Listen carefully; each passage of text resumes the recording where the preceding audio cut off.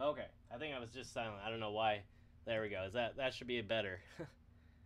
For some reason, even though my mic was plugged in, the software was trying to use the system mic, which was disabled the moment that the um, device was plugged in. Good, good, good. Let me see if I. Yeah, that looks like the levels are good. Anyway, I figured I'd come hang out for a little bit. I'm actually uploading.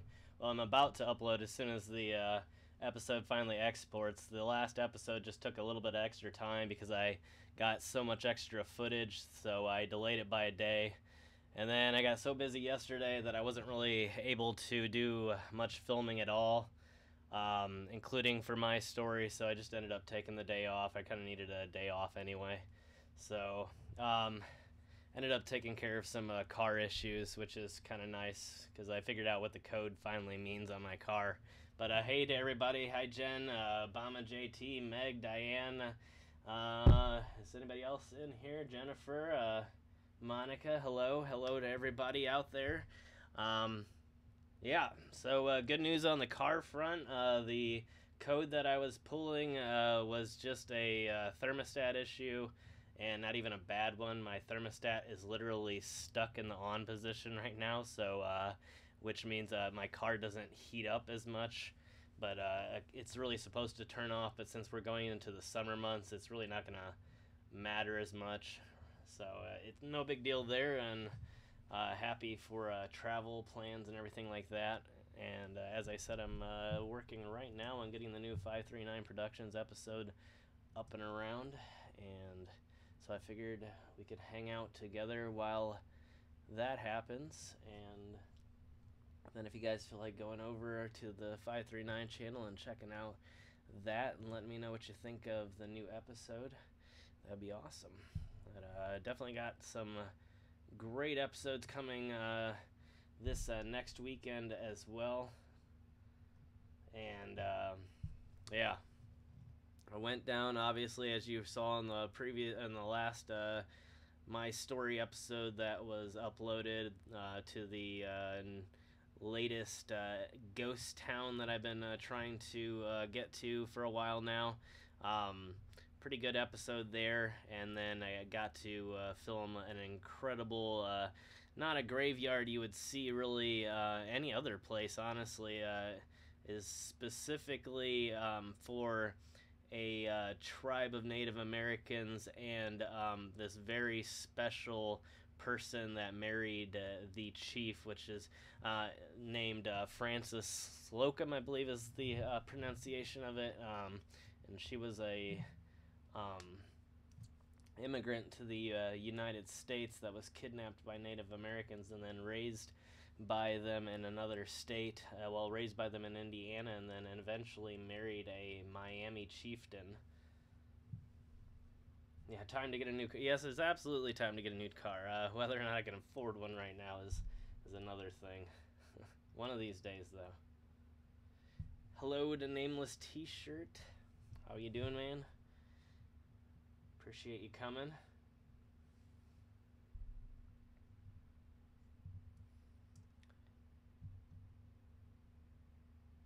All right. Let me see where we are right now in our exporting process. It looks like about 3/4 of the way through the exporting process. And so the newest 539 Productions episode will be up probably by 7 o'clock, at least here in the United States and the Midwest.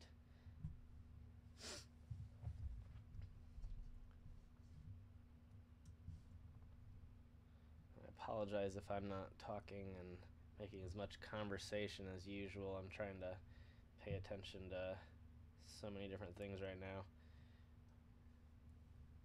And I'm going to be bringing back my story here, obviously, to normal episodes too.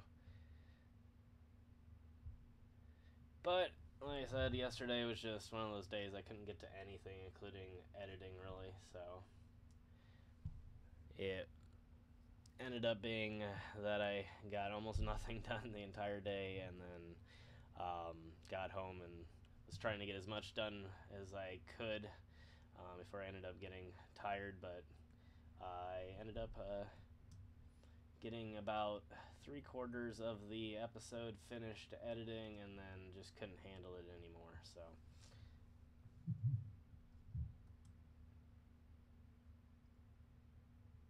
Yes, Middlesbrough. Yeah, I've been there quite often. It's a very interesting town. I actually been in, I believe Middlesbrough it was that was in the national news. It's either Middlesbrough or Barbersville. On each side of kind of 4 Mile is another small town, and they're very heavy Pentecostal area. And Pentecostal is a little bit different from your average church, and including in the South, they're very heavy on the snake handling. If you've ever seen on television any of those churches that run up and down the aisles with the live snakes in their hands, that's something that happens a lot in that area of Kentucky. And recently, one of the pastors unfortunately passed away because he was bitten by one of these poisonous or venomous, snakes while or during the service. And so very again, like I said, an oddly interesting place surrounding the area where my family lives, and on the news, and affecting different places or pieces of history very often, including, like I said, television, and even like the beginning of movies. One of the very first movies ever spread across the United States and projected onto the big screens was actually filmed as part of a documentary in that actually in 4 Mile.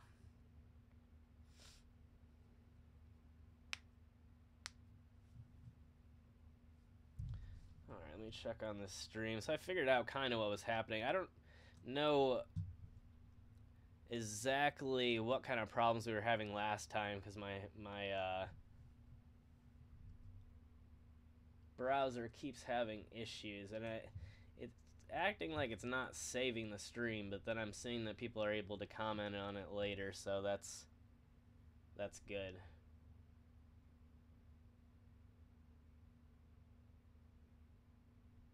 Okay, now they finally updated my settings to tell me exactly why they're saying that the stream health is bad, so maybe we can actually do something.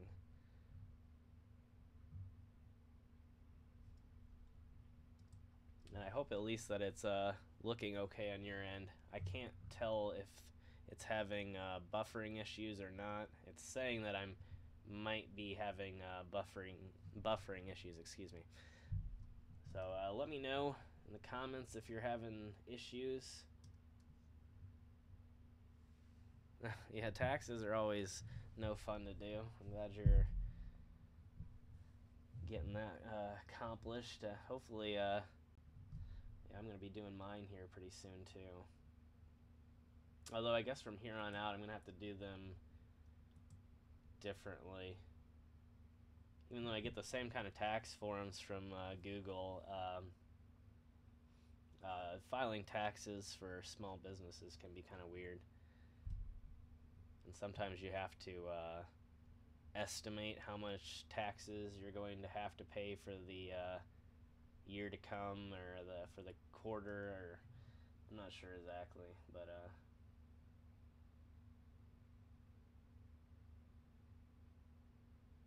hello to Laura. It's good to know. Glad everything's going well. And yeah, so I don't know why it says it doesn't like my keyframe frequency that I'm sending to them. I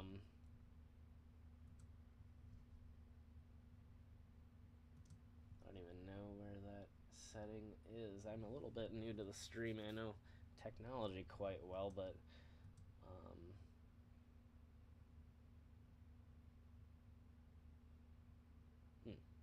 everything looks good to me. I think YouTube's just complaining.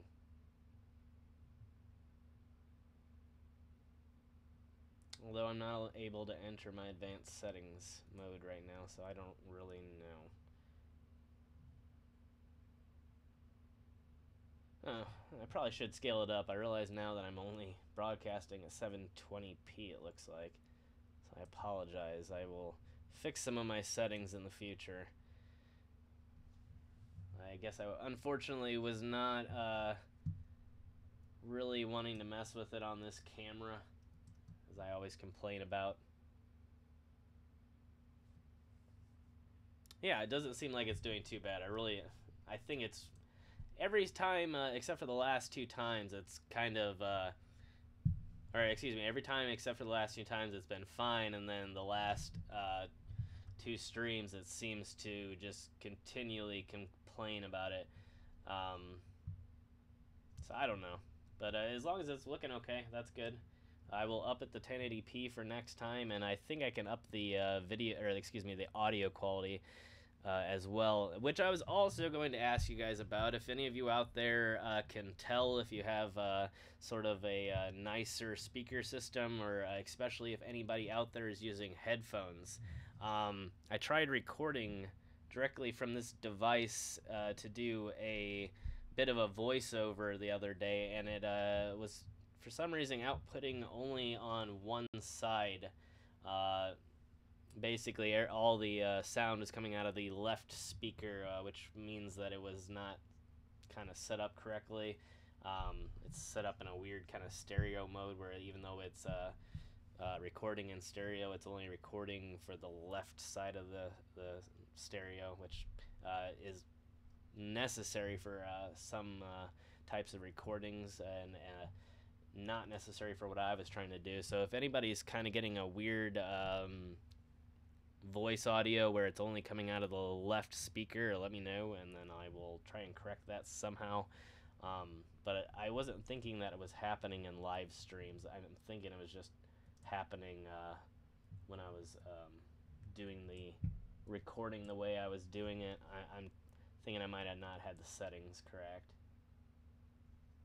Okay, yeah, I think I might have to change it over to mono audio when I'm using this, because I think what it's doing is trying to set up 2 different channels, because I can have a couple different devices on here at once, and so I think it's using channel 1 as the left side audio and channel 2 is the right side audio. So I apologize to anybody that's having their audio affected by that, but I cannot change the settings while I'm in the stream, so I would literally have to kill this stream right now in order to fix it. I know it probably wouldn't take long, but it would immediately boot all of you out well, not boot all of you out, but it would cut the feed to the stream and then create a brand new stream as soon as I went live again.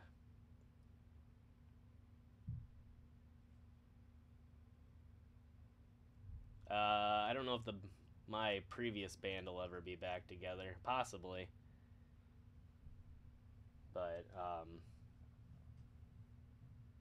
I do it at some point in the future. I would love to do some songs that I've written. It's just kind of my setup right now. Like I've said, it's not exactly good for live music. I'm working on some stuff here in the next few weeks to kind of get a few more pieces of equipment necessary to maybe do some live music, at least on the acoustic side. I'm not sure as far as what I'm going to be doing with the electric guitar.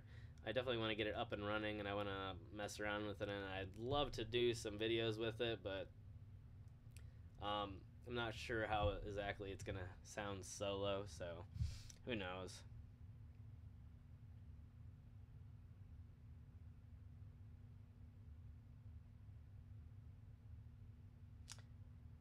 Yeah, I'm convinced now that I have one of the settings wrong, and that, like I said, it's set up for a channel for stereo audio, where channel 1 is I probably could test it. Hold on.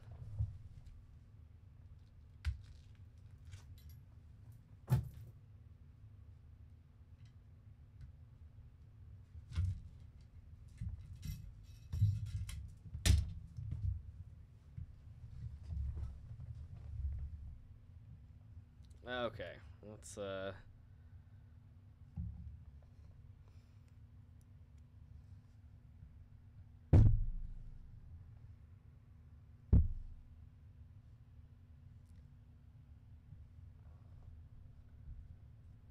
Alright, it's only giving me a readout on one of the mics, so I'm not really sure if this mic is coming through or not. If it's in stereo now, then that was the case, but I can't tell. I should have picked up a set of headphones myself yesterday when I was at the store so I could monitor this device. However, I did not. And that was probably not very smart of me.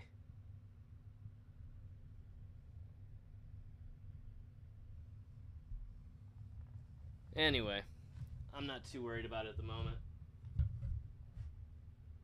Oh. Yeah, I don't know. The other mic's not receiving audio for some reason. It may be because of the type of connector that I have on it. But I'll look into it at any rate. And no, I'm not tall at all. I'm like 5'5".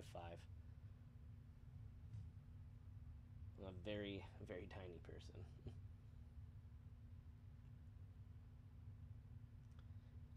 Yes, I talk with Daddy-O a little bit every once in a while. We do follow each other. Pretty good guy. I don't know what part of Canada he's in. I think I talked about meeting up with him at some point and doing a collaboration. But a lot of the channels I talk to, so most of them out there, besides like the really huge explorers that are a little bit harder to contact.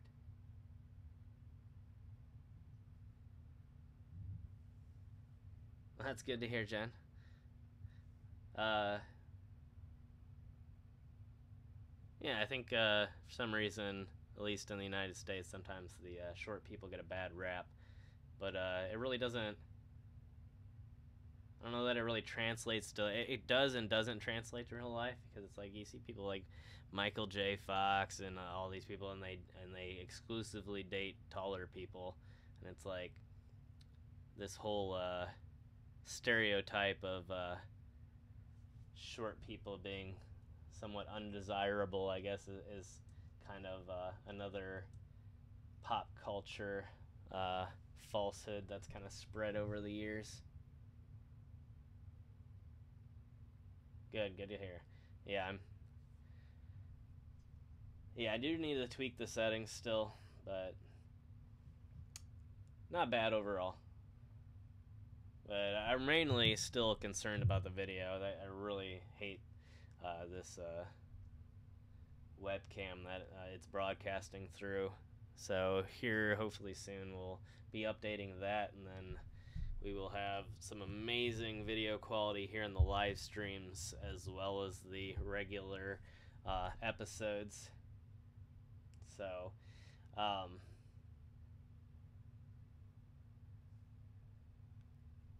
hey, there's nothing wrong with that. I guess it really just matters who you like. I mean, and that's good though. People like that, I think it's great. You know, you should always like who you like, and not who you like, or not like who you think other people think you should like. You know, we've gotten a lot of strange traditions, you know, and a lot of strange ideas as to who should be with who and who should be likable, who's attractive, and I think that it's gone kind of haywire, you know.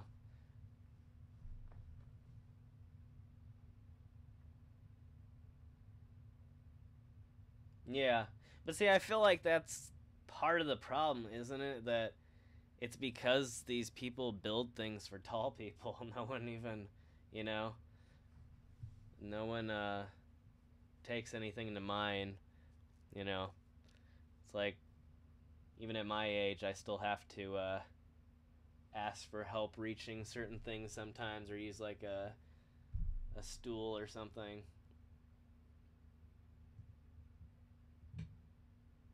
But yet, so much of the world's population is still short.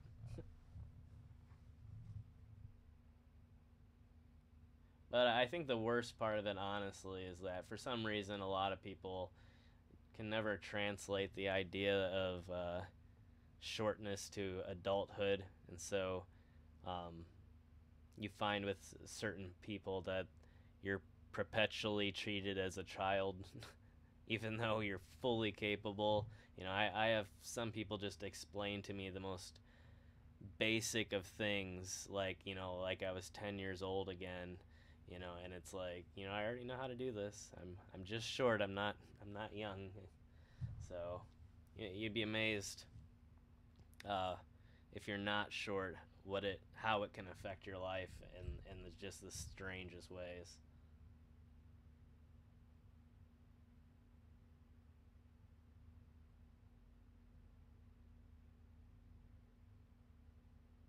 Oh yeah, and it helps to have big friends.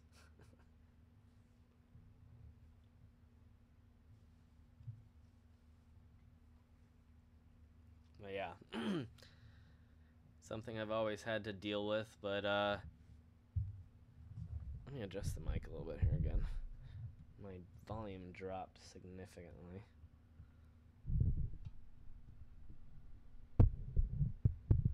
I'm sorry if I'm creating really bad noise.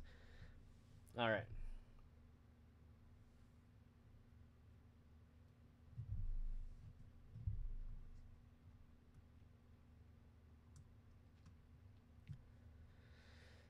So, in terms of locations coming up, again, the next weekend's going to be the historic graveyard episode, and then the first of the Ghost Town, the new Ghost Town series, which is at a different reservoir, but it's very similar to the one that I just filmed, or excuse me, to the one from last weekend.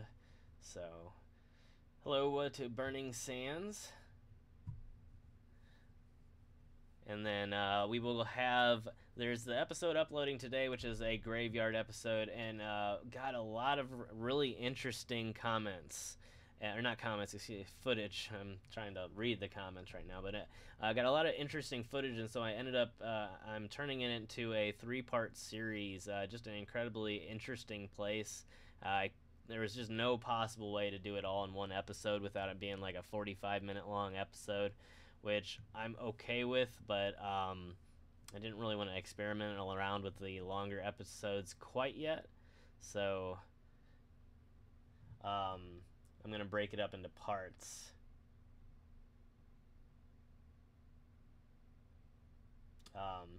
Yeah, and then we'll have the second part to this episode, which will air next weekend, probably on Sunday, as the third episode. And, well, looks like the export was successful here. Oops.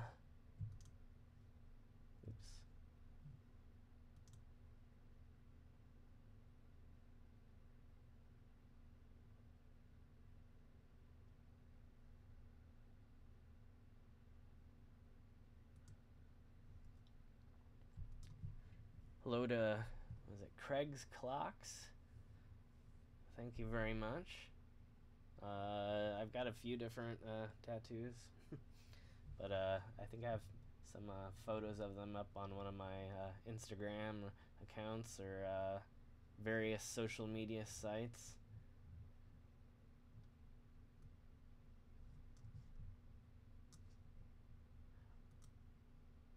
Alright, I apologize here. I may, for a few minutes, have to lose. Actually, I think I can log back on. This is going to be complicated. So I have to log on to 539 Productions in order to upload, but I can continue to stream because the streaming software operates separately from the browser. So the stream's not going to quit, but in order to see the chat, I may have to go directly to the live stream.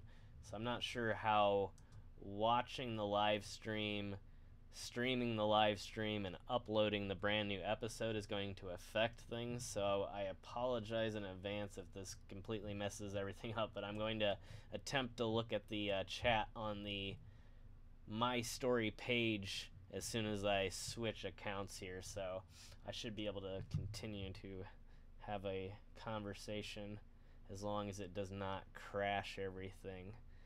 I do check my Gmail from time to time, not very often.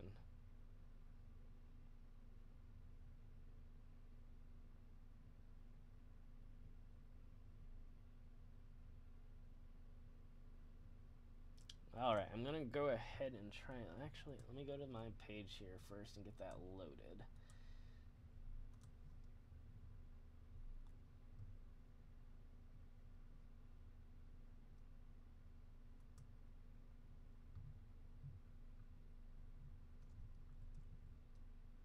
Okay, let's go ahead and switch accounts and see if this works.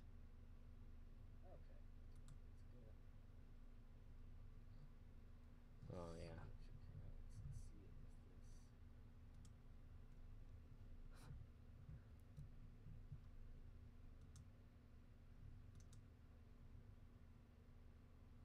yeah. Okay, perfect. Got it to be exactly the same as before. So let's go ahead and... Oops. Okay, that's fine. As long as the pop-out chat works while I'm doing the upload, and I don't have to be on the page, then it'll actually work even better. Oh yeah, it's working fine. I just saw Laura's recent comment come through. Thank you, Laura. I appreciate that. I try to do as many unique places. And again, you guys know I'm friends with a lot of these channels, and so again, no shade to them.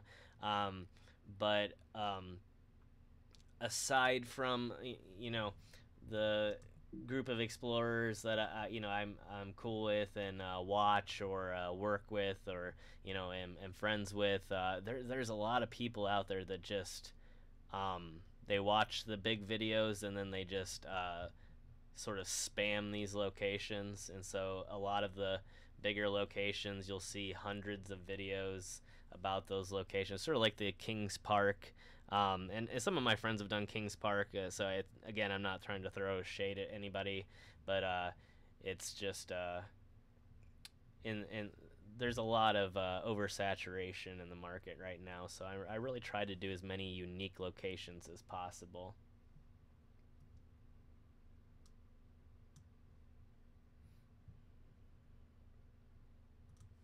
Oh, I gotta figure out which.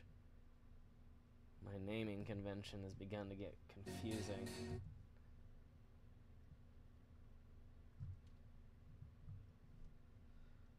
So I don't always know which file I'm going for. Alright. There we go. Hello, Agnes. I do still have the pinstripe pants. They're not completely wrecked yet. Although I made them like that. I did that on purpose, so they've survived quite a few years. I think they'll survive for quite a while to come. Alright, we are officially uploading the 539 episode. Thank you, Laura. I'm glad you like that. I had a lot of fun filming and editing the waterfall episode.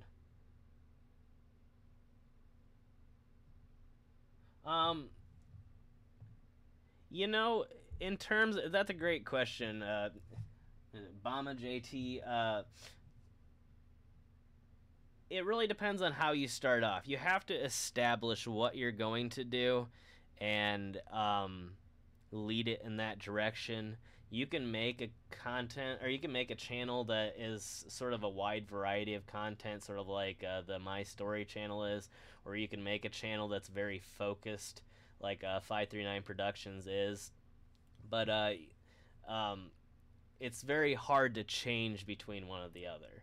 You know, I think it's possible to create a successful, popular channel anyway. It's just once you've gotten to 1,000 or 2,000 subscribers, it's going to be very unpopular for you to suddenly switch. So if you're just like an urban exploration channel or just a travel channel, and all of a sudden you decide, okay, I'm going to start doing challenges, I'm going to start doing makeup, or any other type of food or whatever it may be, that could upset your audience and cause great distress on your channel's analytics, which can again affect how YouTube promotes your channel.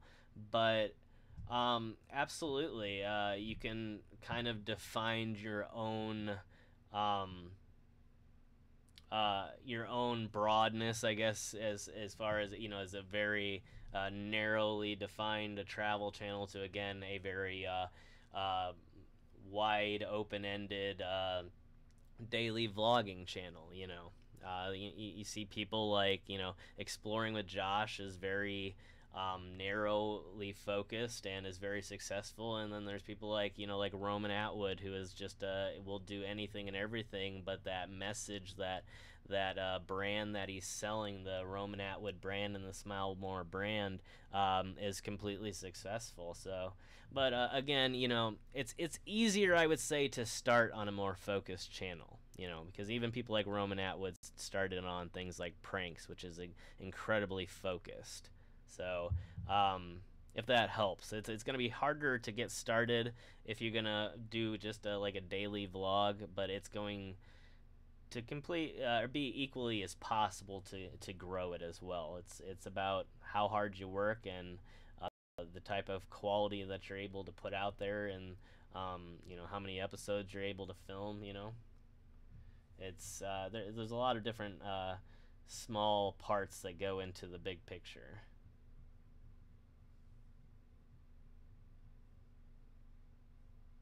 Yeah, I believe that height should not make a difference.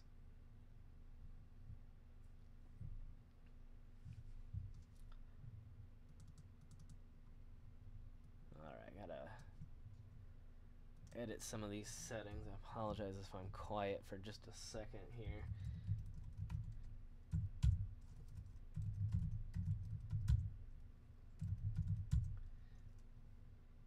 I have as many tags preloaded as possible, but then there's like the tags that have to be added specifically for each video to describe the exact location.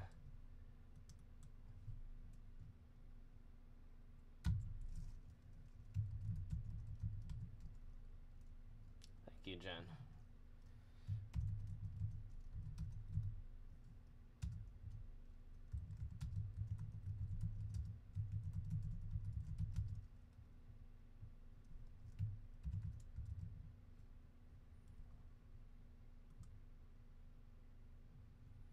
I appreciate that, Laura. Actually, the one I'm uploading right now, I think I just said that a while ago, but it is a graveyard. Very interesting place. One of those places that's changed a lot over the years. I do a lot of older style graveyards where they're like um, where the borders aren't very neatly defined. They've changed, and a lot of times there's like woods surrounding them, and you'll find the graves have been left out in the woods. And this place was very similar. Had a lot of um, very strange abandoned things in the woods. And you'll see that in the first episode and the second episode. Just some incredible finds, like some things I've never ever found in videos before, and then some things I have found, but just like I said, incredibly interesting.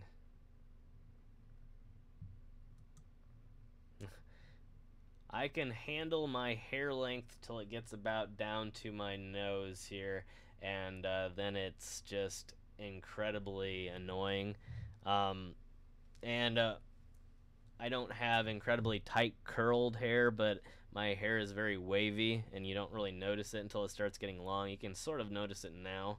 It's starting to be unmanageable because of the curl of it. It won't.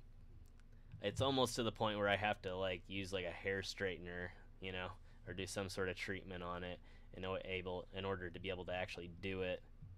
But there are things that I do with longer hair. I've had a mohawk before. That's possible to maybe do again here.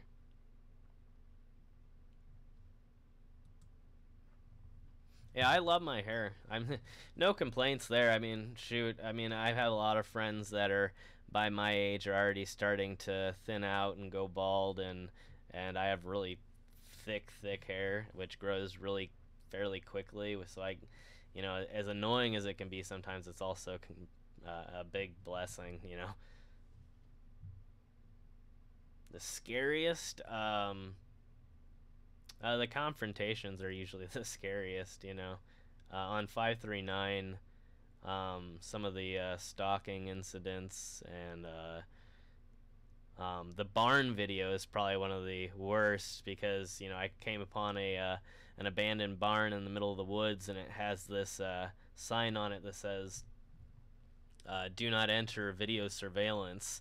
And I had known that it had been a ghost town, so my assumption was that that was a sign that was hanging there from the ghost town, and come to find out that they had at least either a motion sensor or some sort of security system installed in there that was going directly to the police headquarters. And so about 15 minutes after I exited the location, I was surrounded by quite a few police officers. Not bad guys at all. In fact, there were some interactions with them I had off camera that were very interesting and very supportive, actually, of what we were doing. But unfortunately, they felt it necessary to place these security systems in these strangely abandoned places in such remote parts. No, that the farmer, yeah, the farmer was another one, yeah. And again, what I don't think people really understood from the farmer situation, and I ended up removing the video just to be done with it. And the farmer was lying. I'm about 90% sure. The gate which he had in place over his supposed driveway led again to nowhere, and really was part of an abandoned railway station or rail line, which in that part of the country is not. A lot of people kind of said to me that, you know, once the railroad stops using that, the property is relinquished back to the property owner, and that's just not the case around here. The railroad continues to maintain these properties in case they ever decide to use the railroad lines again, and then they can immediately build new tracks on that land, and so they don't, at least here, they do not relinquish the ownership. And in fact, on a lot of the abandoned railroad lines, you'll see the signs saying which company that these railroad lines still belong to. And so he had put up this gate and put up all these signs around saying no hunting and don't do this and don't do that. And there was no farmland back there. There was only an abandoned house and a bunch of other trash. And it appeared that he had only claimed that that was his piece of land. And like I said, sort of just he appeared out of nowhere for no reason on this four-wheeler, which means that he probably had come quite a ways to throw us out of this place. And then he locked us in there, which was, you know, that's another thing that kind of tells me that what he was doing wasn't necessarily on the level. So, you know, if you want to go to kick somebody off your land, you don't typically lock the gate so they can't get out. So, yeah, very strange situation. And the thing is that we actually knew the area, and a lot of people just kind of, really went off on me on that episode. And the fact is that we knew the area. We even knew some of the landowners surrounding, and this was a very common place to come and hike, to come and fish. And so the idea was that we weren't stepping on anyone's toes. We were just checking out some abandoned stuff, and no one had a problem with it. And we already knew going in there that there shouldn't be any problem, that everybody that was around there was going to be okay with it. And lo and behold, this guy just comes out of nowhere. And what we think may have been going on was that the guy in the boat was spotting for people. So I don't know what was going on there, but it was kind of a interesting situation, Oh yeah, I will be coming to Tennessee. I'm intending to be going through Georgia at some point to be hooking up with some of my Florida friends. As a lot of you guys know, I'm friends with Urban Ghost, Urban Exploration. I know a few other people in the Florida area, so if that means stopping in Georgia, I would sure love to do it. I know there's some amazing things in Georgia. I've seen a few videos, not a whole lot, but I have seen quite a quite a bit of evidence of cool places and abandoned places in the Georgia area. So, yeah, that's a definite possibility. Definite. Thank you, Agnes. I appreciate that. One of my eyes is actually slightly different color. I don't know how well you can tell in videos, but if you look really, really closely in some of the close-ups, you'll see one of my eyes is really green, and the other one is a lot more bluish. It's not really noticeable because green and blue are kind of close, and they're not completely different colors, but they're just slightly different.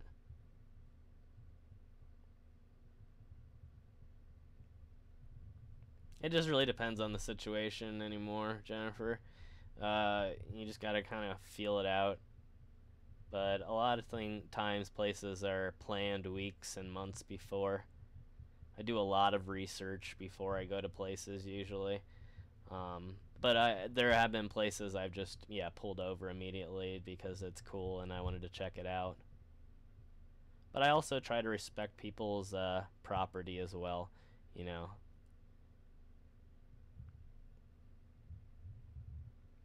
Yeah, I've heard people say that before, Jen, that, your eyes will either change over their lifetime or between childhood and adulthood or different seasons. It's kind of interesting. But my eyes haven't really changed much over the years, but I don't, well, maybe one of them, I don't know. I think they were closer to each other years ago.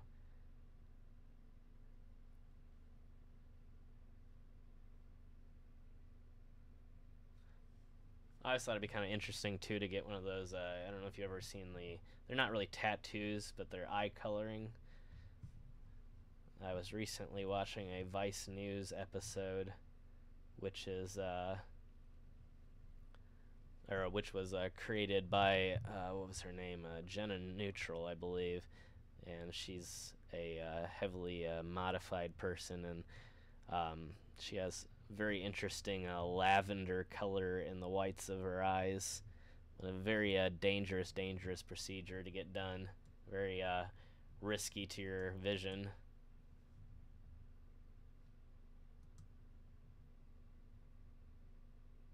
Yeah, I have heard that.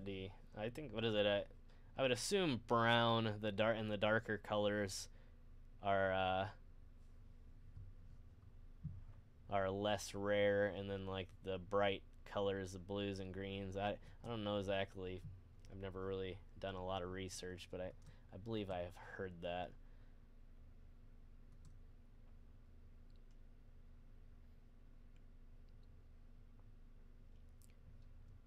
I don't know if anybody realizes I don't even know if I've ever mentioned it in a single video, but I do.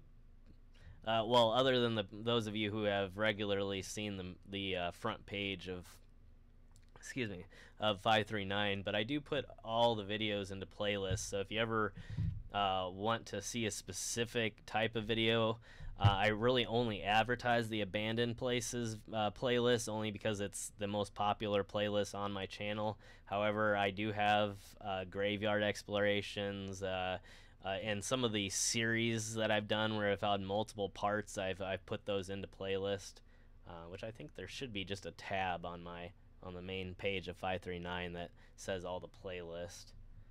All right, I'm gonna have to create a thumbnail here really quickly.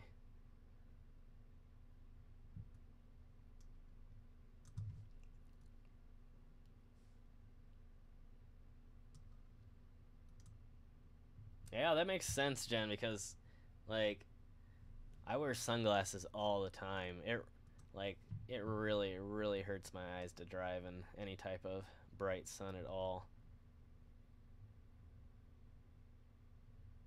Other than just loving sunglasses in general, though.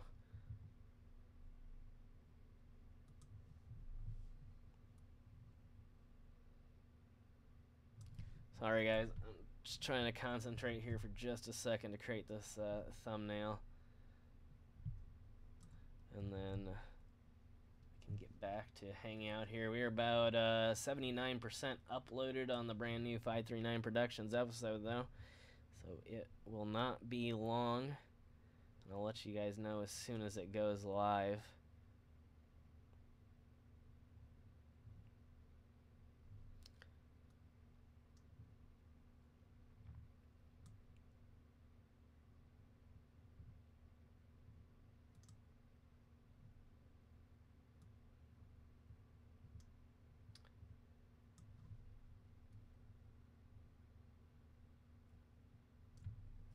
Yeah, we should be doing at least 3 to 4 every single weekend from now on here, D. If you have not heard the updates yet, maybe you have. I apologize if I'm repeating that, but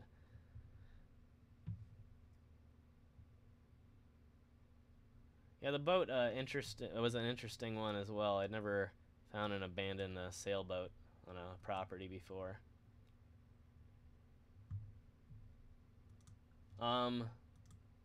I have a job as well. I wouldn't call it regular. I'm just a freelance photographer and IT consultant right now. I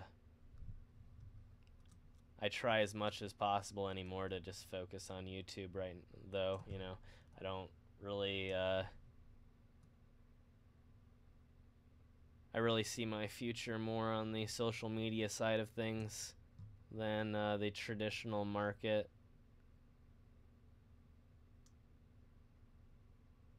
And photography traditionally is not as glamorous as it sometimes is made out to be.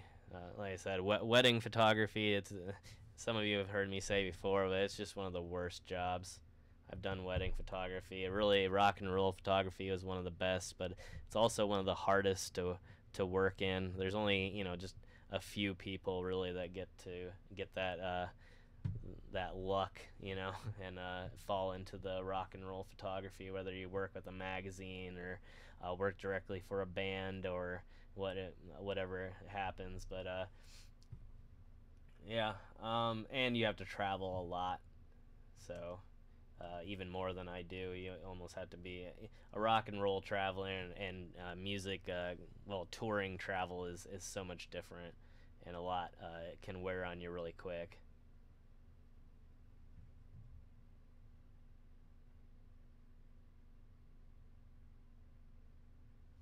I Well, it just depends. I mean, if you go to like wedding photography, occasionally there's a dress code, so you just kind of try to appear like you're going to a wedding, basically. But nothing else. No, I wouldn't. I would never take jobs where I had to wear a suit. I'm fairly anti-suit. I guess I'd be like the Mark Zuckerberg of that side of things. If I can wear a hoodie and a pair of jeans, I'd be a lot more happy. I used to have to when I played in like musical ensembles. I've had to wear like everything from like suits to like cummerbunds and everything. It's been ridiculous, but no, it's not bad though. But yeah, but yeah, in most things I'm just not required to. If I showed up to a club or a stadium for a rock show and had a suit on, they might have a few things to say about that. Hello, Faye. Good to have you here. Oh yeah, I love the pinstripes for sure. I definitely, if I have to dress up ever anytime in the future for any award shows or anything, it'll definitely be a punk rock sort of dress up. Definitely not traditional.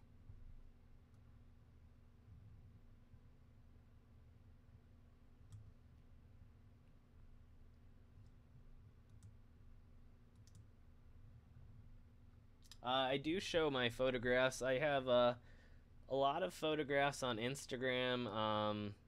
I don't have a whole lot of the rock and roll photography that I've done in the past, but I do have a few more. It's way back there in my feed, so I apologize. I have like thousands of photos on there right now. Well, I don't know if thousands. I can't remember. Probably around 1,500 photos on there right now. But if you look back in there, I think I have a few of my hailstorm photos. I'm trying to think what all. I might have some of my Blackstone cherry photos. I don't think I've ever put any of my corn photos up. I mean, there's so many bands. I have a whole hard drive full of hundreds of bands that I've photographed. eBay. I've never. Yeah, if you're talking about my photographs, I've never had any photographs on eBay. I've never actually had any of the people that I photographed signed an actual copy of my photo, so I don't know if they would go for very much. I probably could get some. Occasionally, I talk with was it Five Finger Death Punch? But they emailed me a while ago and asked to use some of my photos. I should have asked them for a few signed photos as payment.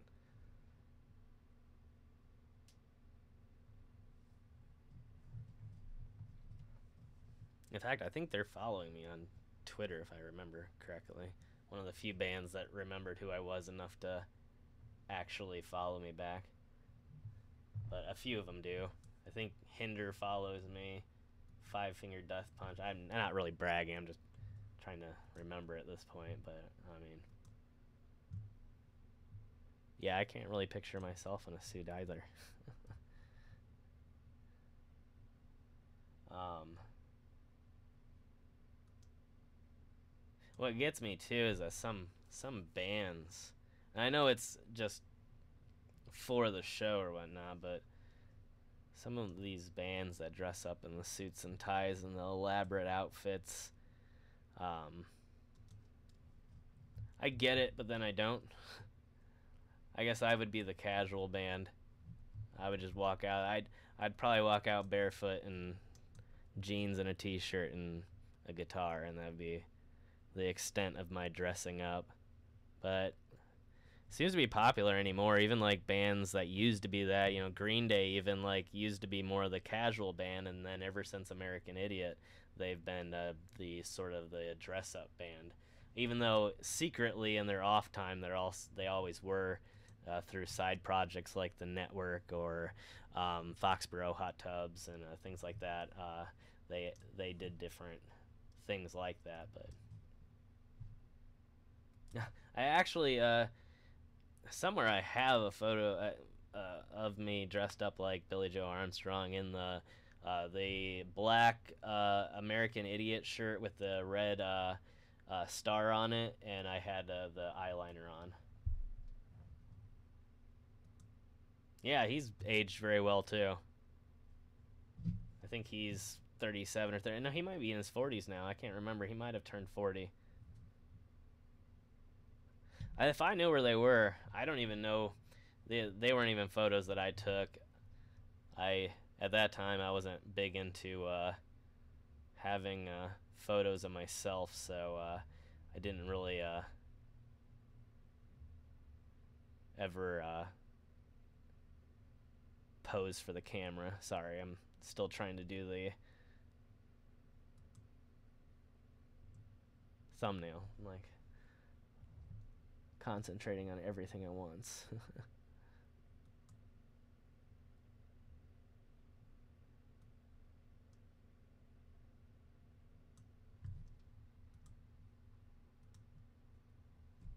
Is he 46 now?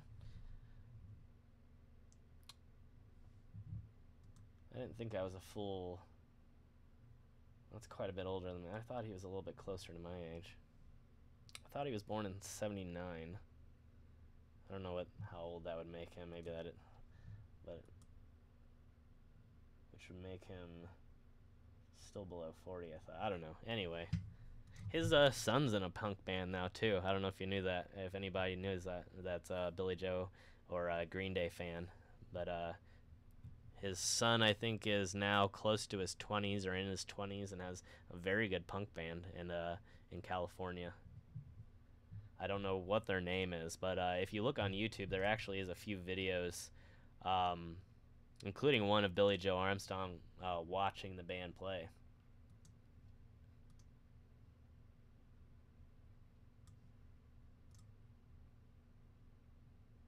I have not seen... Actually, I have seen pictures of his son, but not recently. I don't know I can't remember what he looks like from the band, but I remember various photos from Green Day's publicity photos of him and his wife and kids. So,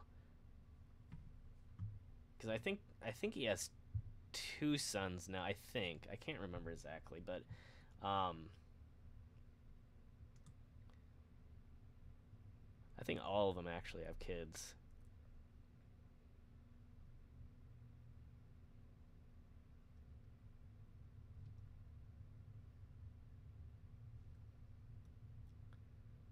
You know, I think out of all the editing, really when it comes down to it, the thumbnail is by far the worst part. Because out of all the work that you do, the thumbnail will define how many people ultimately see your video, which I'm not a big fan of that. I mean, not that I think thumbnails should be boring, but like the algorithm, and it's not like you think, like enticing people, and that's not what I'm talking about. The algorithm, YouTube's algorithm literally looks at your thumbnail and decides whether it thinks it's interesting looking enough. And then that will determine how many people get notified and how many people get suggested it in their suggestions. So much now is only determined by the algorithm, that you have to be more careful on the algorithm than you actually have to be on the editing of the video. And that's why you see some crazy, terrible videos have amazing ratings, just because they have a great looking thumbnail, or a very bright and catchy looking thumbnail. 72. Wow.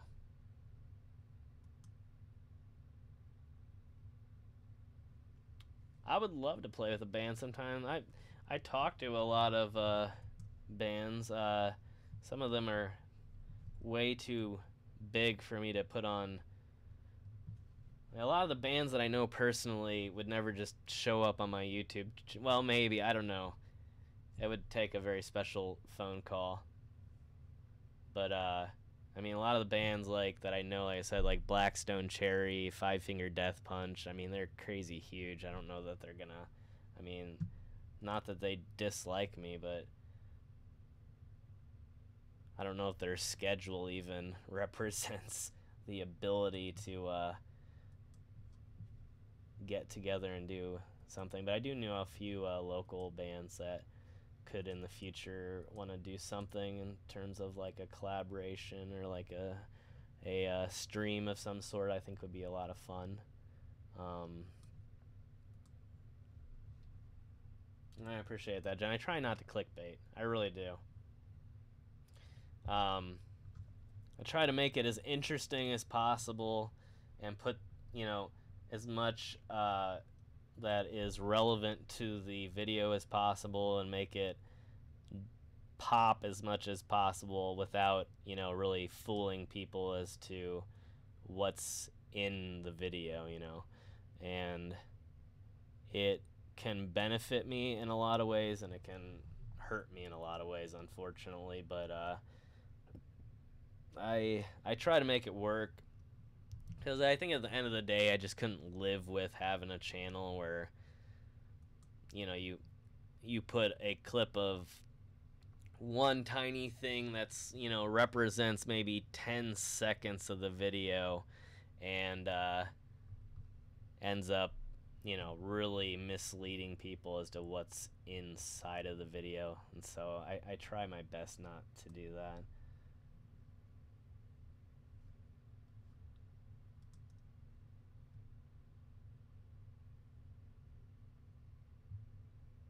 Oh yeah, I would love to play music with any of the big bands.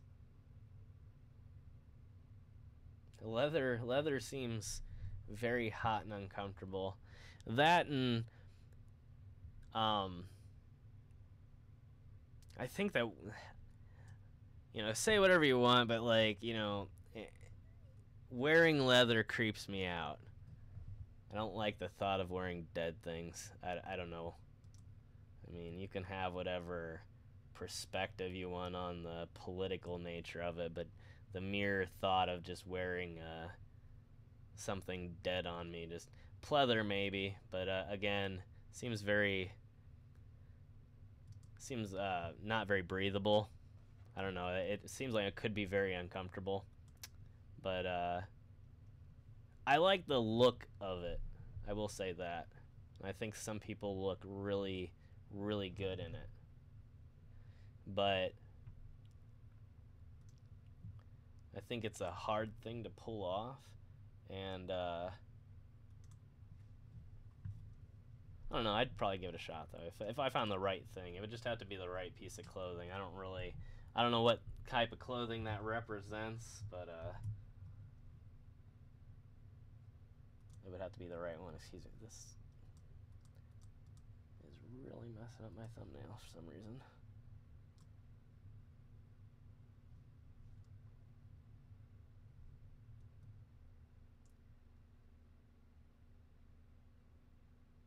Yeah, that's just what on hi Aaron. I don't know if I said hi to you or not, but yeah, it just looks so like sweaty. Like you could just be doing anything normal, and by the end of it, just be broken out in an absolute sweat. And I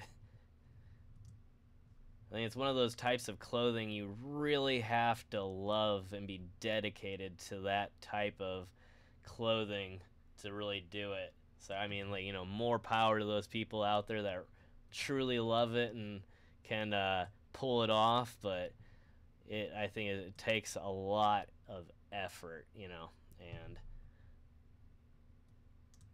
like I said, maybe if I could get like a pleather looking hoodie, I think that'd be kind of neat. I like the vaguely shiny looking and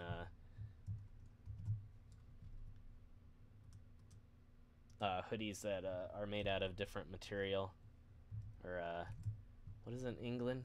A jumper to all of you in Europe and UK side of things.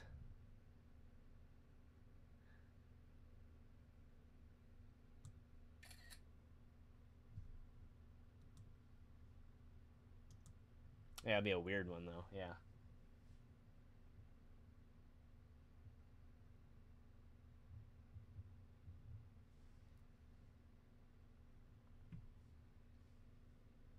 Absolutely. Yeah.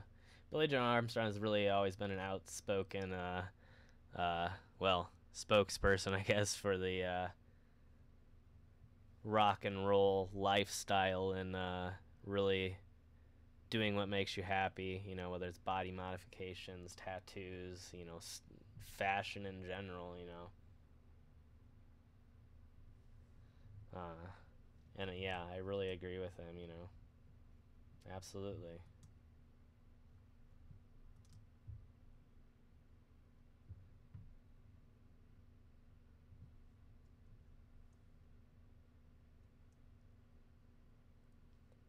I swear, anytime that people actually say it as an insult, you know, every time I hear freak, it just makes me want to get more tattoos. So it's really only fuel for the fire. But I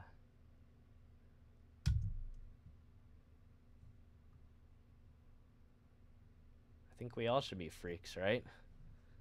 It just means that we're all different and unique and interesting.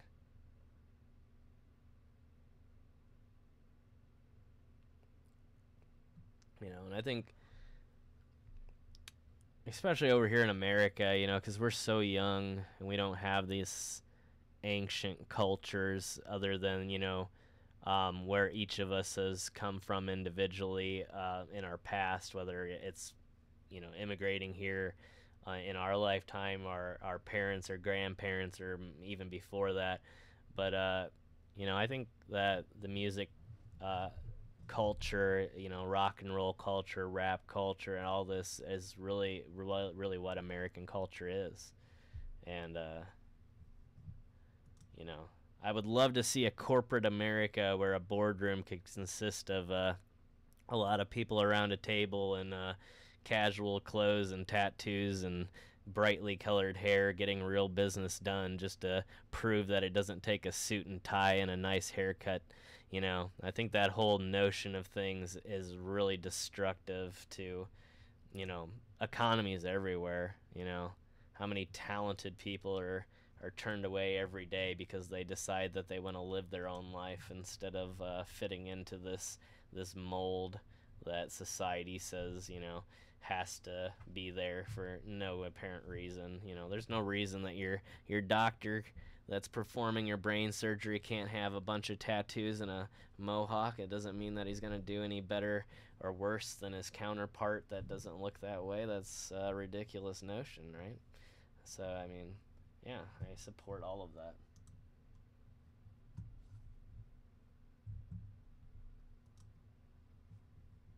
Yeah, I think, and the tattoos and all that culture, it's slowly working its way in.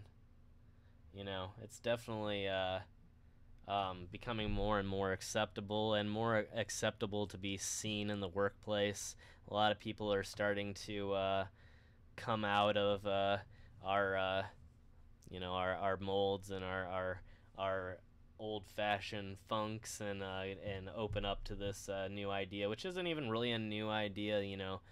That whole culture of modifying yourself is really some of the most ancient of cultures, in human history. And this whole notion that it's only done by criminals and hooligans is a really new idea, you know.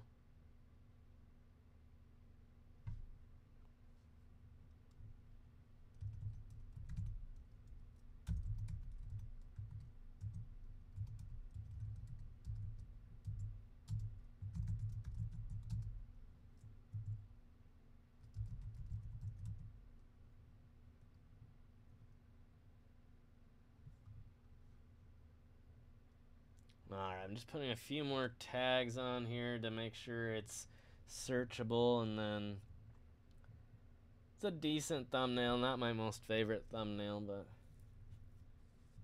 I'm happy with it for right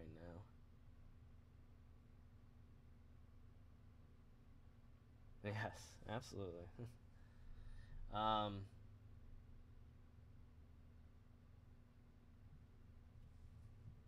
Yeah, and I think that's very destructive to people, you know. And I think, and I've dealt that with my bosses before, and there's actually ways around it, by the way. Um, in America, we have religious freedom, and so you can join. There's actually a church, a non-denominational church. Okay, it's not the church that you would think of as in where you go to sing hymns or read spiritual or religious text, but it's called the Church of Body Modification. And it's a non-denominational church that accepts anybody from any religion and provides you with legal recourse for those of us who choose to wear these things on our body permanently in invisible places. And I actually was successful in getting the justice I was deserved in my workplace when I was told that I wasn't allowed to have certain modifications. And a lot of them are sexist in a lot of ways. There's different rules for men and women.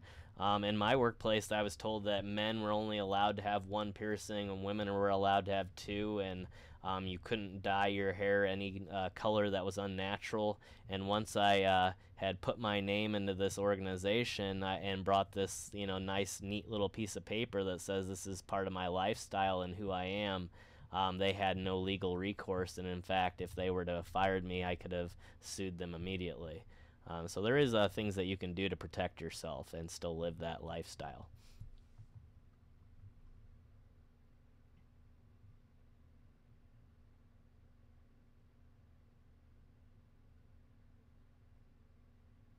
Yeah, it would be anyway. I love the Misfits skull. It's a very popular out there symbol. A lot of people have seen it and don't even know what it is.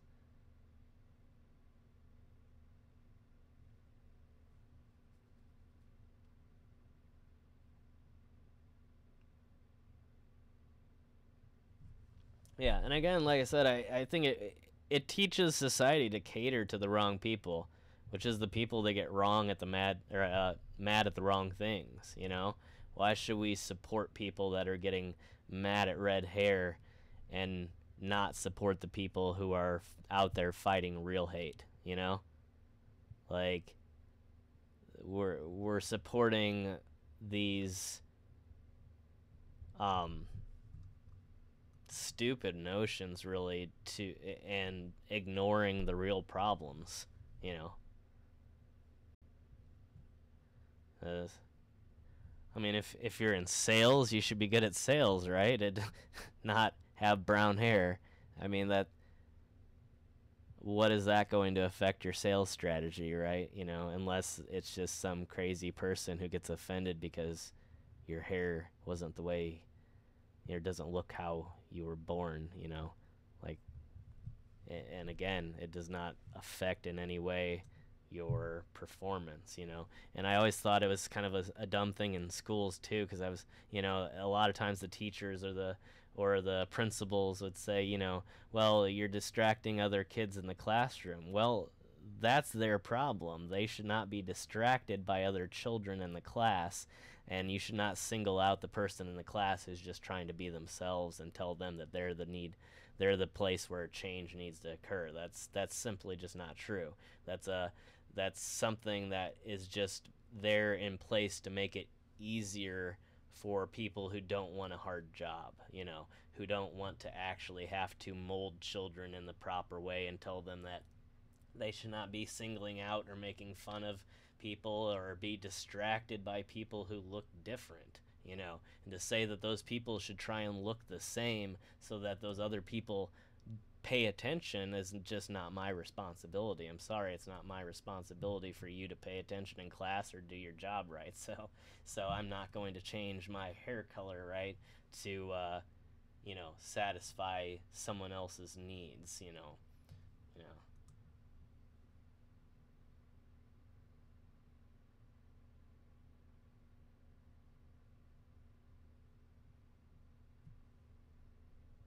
Yeah, yeah, it's a form of the majority, bullying a minority of people,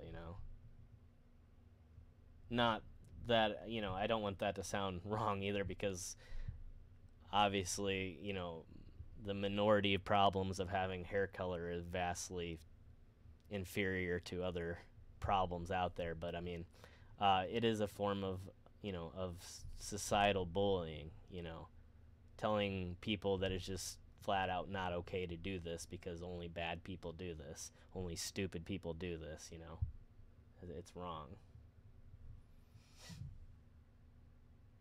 Yeah, and the same thing goes for religion or anything out there. If they're gonna respect you for one, they should respect you for all. You should be respected for who you are, however you choose to believe or live, as long as you're not hurting anybody else and as long as you're being a good person.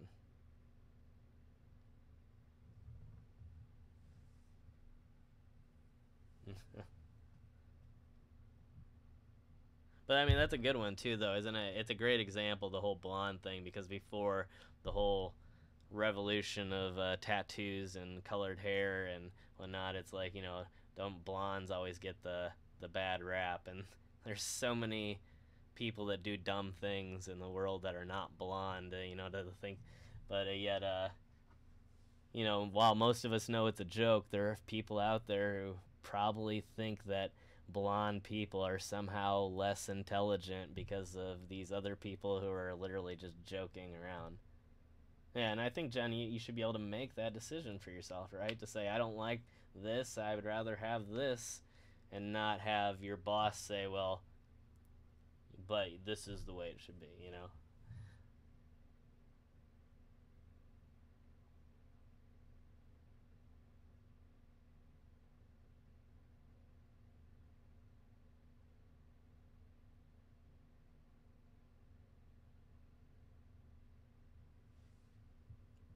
Yeah, I think there's just completely unique problems with law enforcement and whatnot between the two different nations. That's a tough topic too to get into. I'm not going to go too deeply into that whole thing. But I mean, in terms of how you look, yeah, absolutely. There can be, um, even me as just having tattoos and different colored hair. I can be approached differently sometimes, not always. Now that being said, I've had so many nice cops, including, like I said, the cops on my videos on 539 Production were actually off camera. A few of them were some of the nicest I've ever talked to, and really told me to not allow it to discourage me from continuing to do what I do. So, there's some good people out there, and there's some bad. It's just the people who decide to, learn and are okay with change. You know.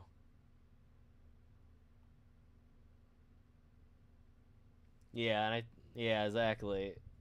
And I think that's so disingenuous too, because whether or not you go to church, or whether or not, whether or not you go to church, there is a huge um, religious rock scene, that follows a lot of the major traditions, whether it's tattoos, dyed hair, and they're presenting a religious message to their listeners, which, again, you can like that or not like that. I'm just saying that, there's a whole segment up there that completely destroy that stereotype, right? But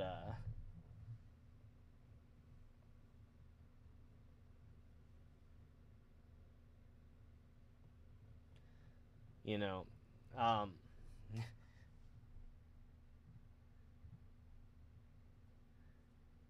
sorry, I'm trying to catch up on comments as well as trying to actually. Oh, my processing is done. I've been talking to you guys and I forgot to hit the publish button. All right, let's make sure all my settings here are correct.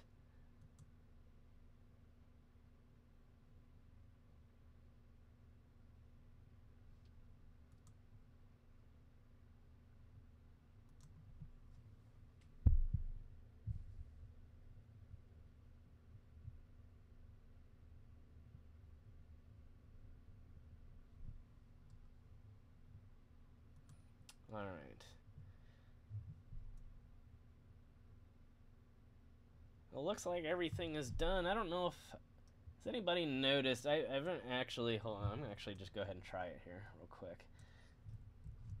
I have the default settings in 539 Productions. When it puts the link down for my story, it uses the old style link before I actually got the specific YouTube/my story, and so it just says the youtube.com/channel/ bunch of letters, and I'm not sure if that actually goes to my channel anymore.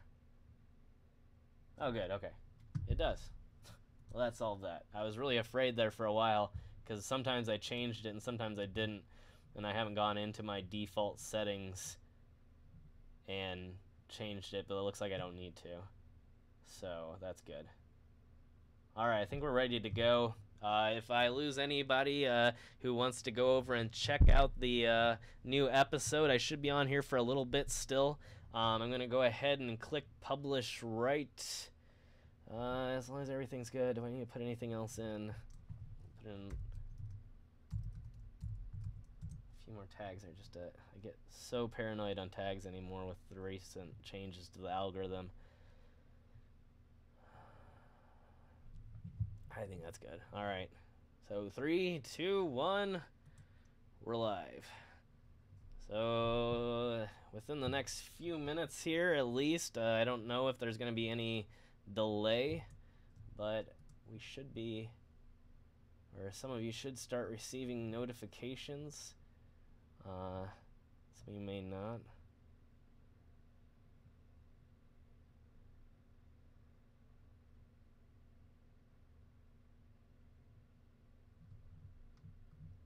But yeah, I still think I'm gonna have to end up contacting somebody, 'cause my views are definitely incredibly down for no reason.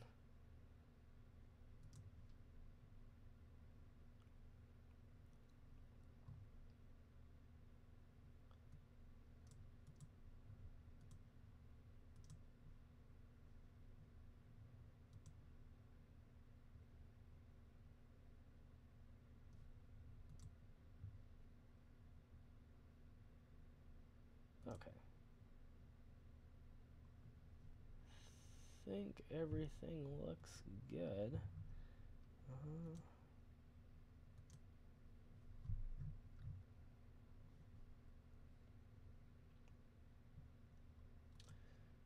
Yeah, and I guess to those of you out there who have not seen the waterfall video, I know some of you are just there for the abandoned places, but I think some of it is that YouTube doesn't notify everybody because they think that you won't like the video. So make sure you check it out if you haven't. It's a pretty cool little video, but again, from looking at it, having almost 13,000 subs and still under 1,000 views, it definitely looks like they're not notifying everybody. Well, that's good. It looks like some of you have received the notifications. You can DM me on YouTube through the front page of any of my channels, or Instagram at 539 Productions, or I think Instagram will let you do it no matter whether or not my account's following yours, but I think if you try on Twitter it will not allow you. I think you can't text or message anybody without them following you first.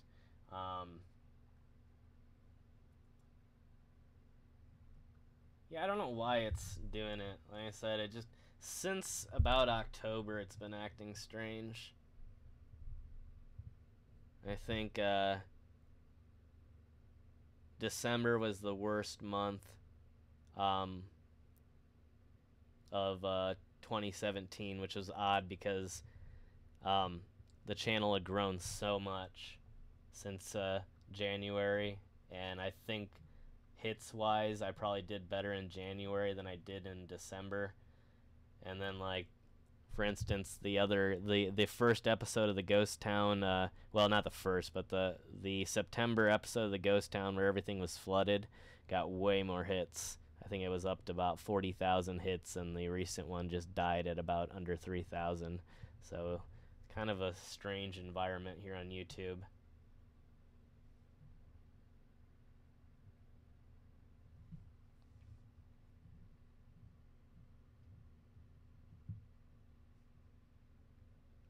Yeah, I don't know. Some people have found that if you unsubscribe and then resubscribe, it will start sending you notifications again. But I think I'm just going to go ahead and contact them.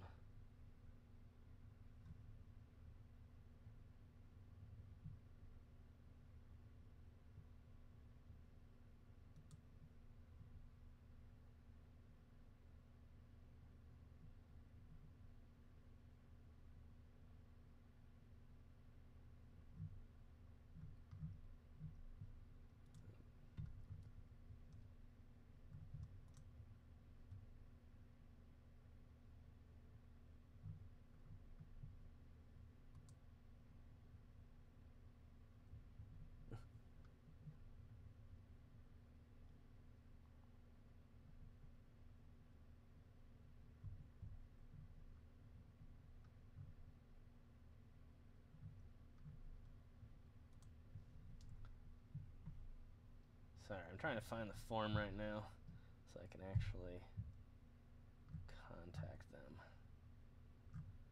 But they are doing a great job of hiding it from me.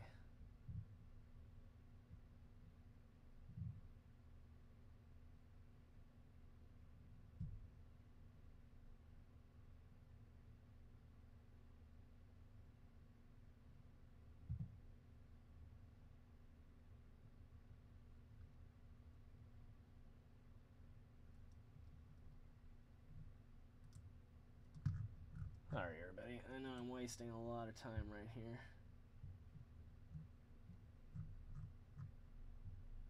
Apparently, they've actually moved. I'm going to have to do that later, I guess. Alright.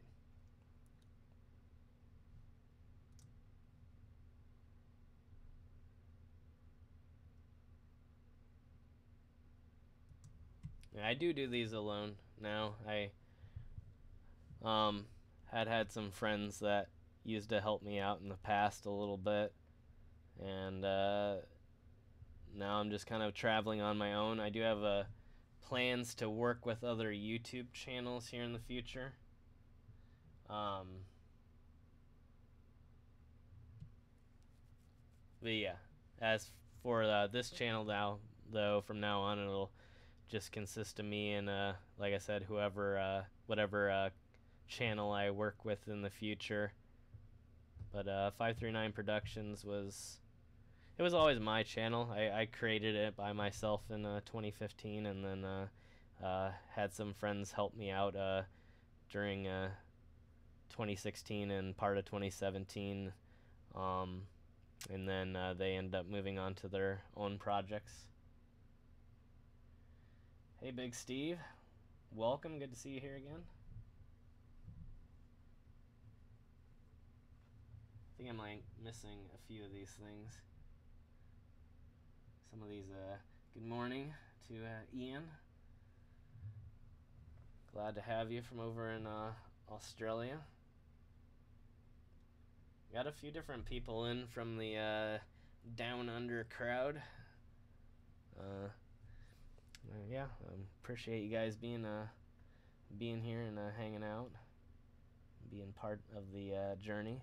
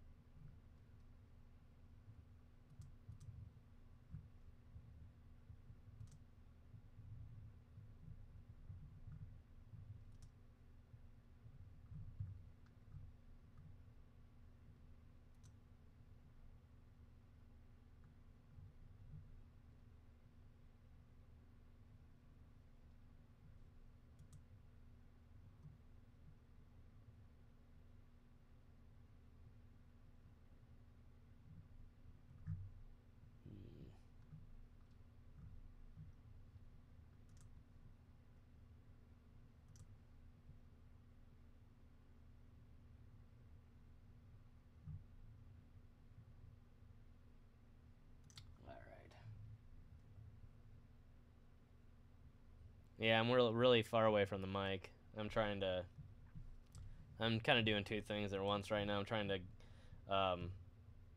email support so I can get some assistance with these notifications, but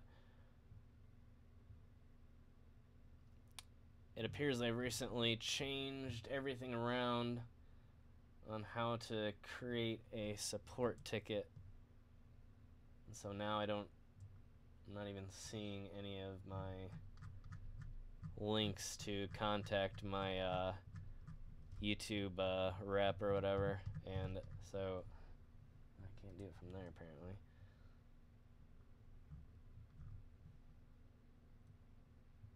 So yeah, it's getting on my nerves a little bit here. And then when they say you can do it from any YouTube page, that's completely untrue.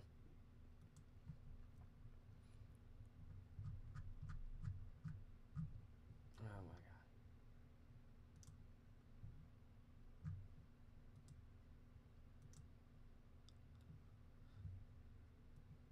god. Okay, sorry.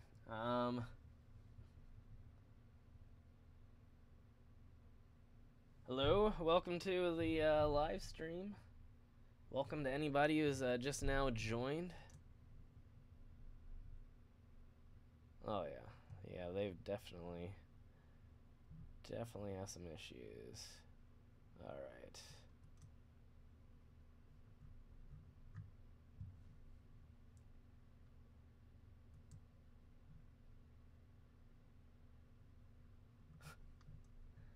So every time I click help, which is supposed to give me the link to send a message to my YouTube person, it just sends me to the article telling me how to click on the link to get to contact my rep, but it does not include the link. Like, this is really getting irritating. Oh my.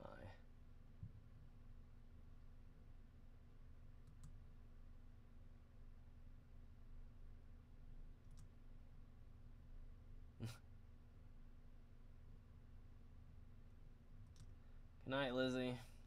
Thanks for joining us.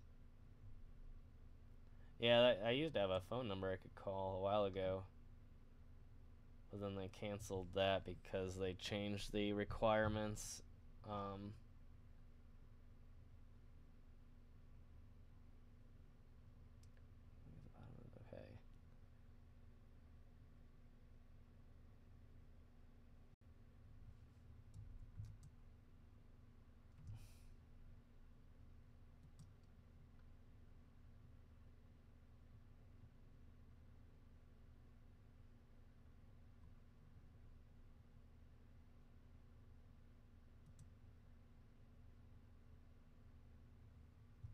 Oh, so apparently I have to click an article now.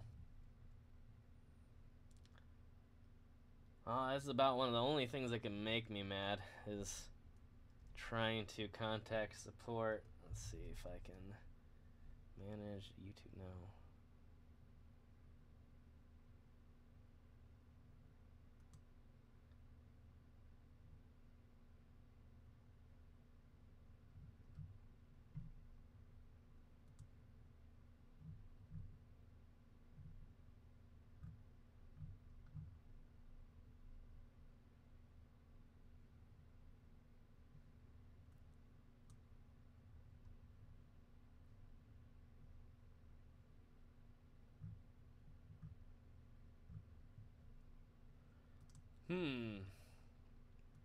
Very difficult.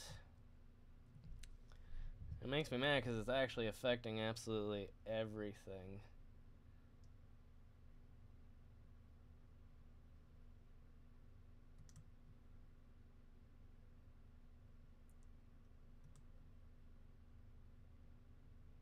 Okay.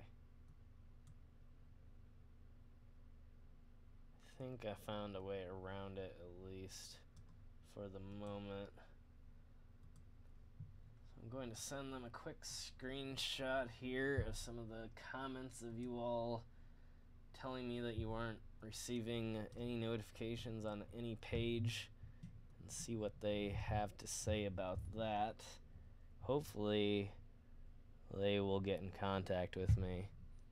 Like I said, like I was getting really good numbers in like September, and then when November hit, it was like none of my videos, everything went down, from how many subscribers I've been getting to how many views I've been getting. I mean, we were up. We were gaining well over 1,000 new subscribers a month as of the end of October, and then that went down all the way to under 100 by the end of December, and now it's kind of slowly worked its way up again, and now it's just kind of teetering, and it's nowhere near what I was getting. Which, it's not about the views, but when the views and the new subs and everything starts to physically affect the channel and the channel's health and how it's doing, that's when I start to get irritated with it all. I just don't feel like it should affect my business and the way that you guys view my videos. I think that's unfair to both of us. So, unfortunate, but I'm going to try and fix it as soon as I can here. Okay, I think I found what I'm looking for. No, not yet.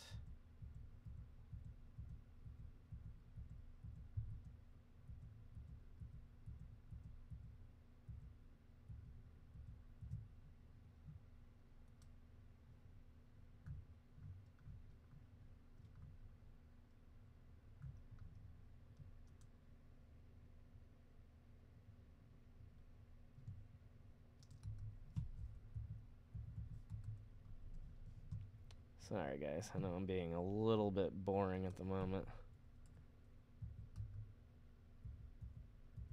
Okay, there we are. Finally.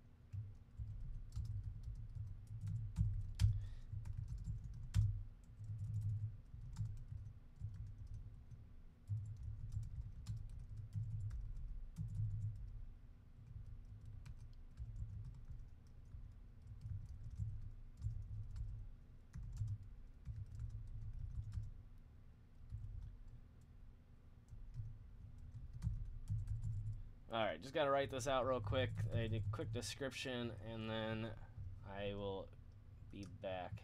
Sorry, I'm just gotta get this done. This is irritating.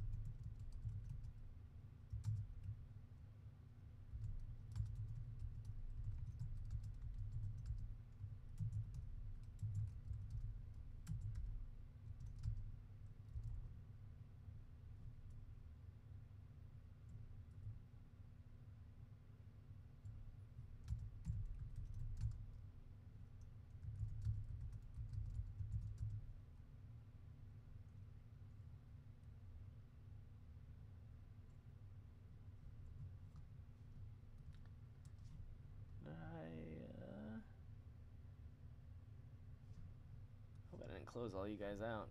I can't find my chat window right now, so I'm kind of doing all this blind.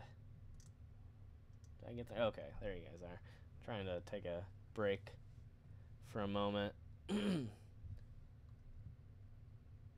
Yeah, I'm hoping to get it all worked out. I mean, it just again very frustrating. Like I said, at about September of last year, we were getting well over 1,000 new people each month. We passed 10,000 subs, and it seemed like the moment that we passed 10,000 subs and I uploaded the video basically celebrating the fact that we had gotten 10,000 subs, and that pretty much trashed my channel. It was like a single video took down my entire channel. Because when I uploaded that video, it got well less than 1,000 views, and I calculated it out. I hadn't had a single video at under 1,000 views for over 8 months at that point. And so that video that celebrated our 10,000 subs, I think only got up to about 900 views, which isn't bad at all, so I'm not complaining about that, but it was unusually low. And then every single video after that, even after I deleted a lot of the videos that were unpopular just to see if it would maybe fix things, for months I haven't been able to really crawl out of the hole. So I've been trying, because I thought, maybe YouTube is changing some things. They're working things out. They've been tweaking this whole algorithm, and so I was like, I'm not going to complain if it's the algorithm and if everybody's suffering, and a lot of people have been. Channels across the board, even popular, are getting way less views, but it just seems so bizarre at this point, especially having an all-time high of subs, and we're at 2.3 million views. I mean, other than the recent analytics over the last few months, the channel looks amazing, But the strange thing is that, other channels around my size seem to continue to grow, though, is what, a lot of people have passed me up and kept going, and really in October I was one of the faster growing channels, and doing that to other channels. So it's sort of all turned around to the exact opposite, and so I don't really know what's going on, but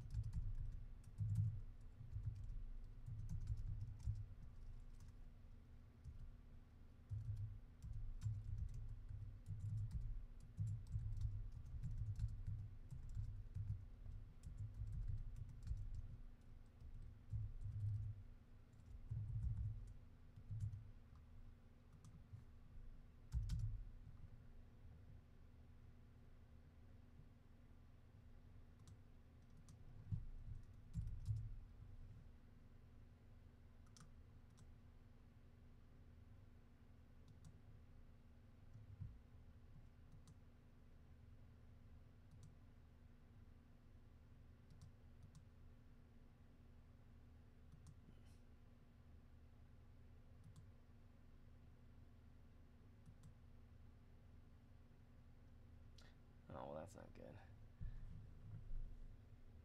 So it wants a screenshot, but it will only send the current screen. So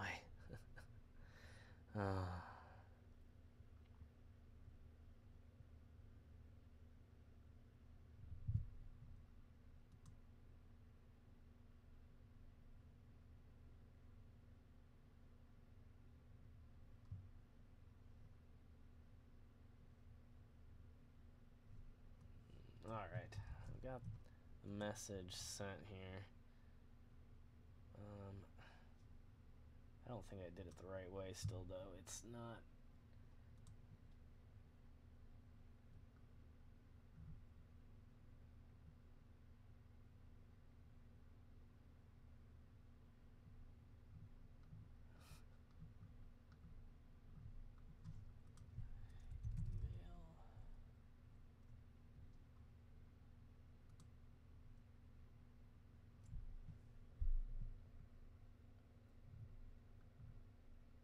Well, I sent it out. It pretty much didn't tell me at all whether or not they'll contact me back.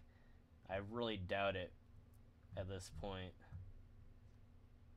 I mean, not that I can't. I am an official YouTube partner, so there is a way to do it. It used to be a lot easier. Instead, now that when I used to click help, it would immediately give me the option to email my rep, and then from there I could get a response and have a conversation back and forth. You know, I might just actually have to go to my email account here and see if I can re-email him directly.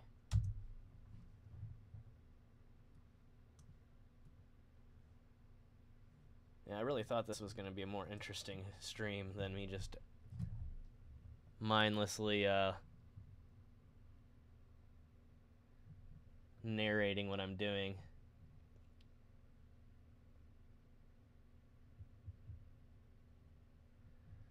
Well, see, what it is it's a mix between the new algorithm and YouTube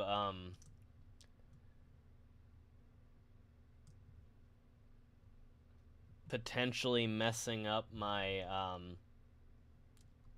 all of you guys who have hit the receive notifications or the notification bell have messed up how they're notifying my specific subs. It's hard to say because, again, it's really only YouTube staff that can help. It's not like a setting or anything that I can go into. There's nothing I can do physically. It's something with how my account is sending out notifications and how my account is fitting into the algorithm. So, I mean, I don't really know exactly what they do on their end.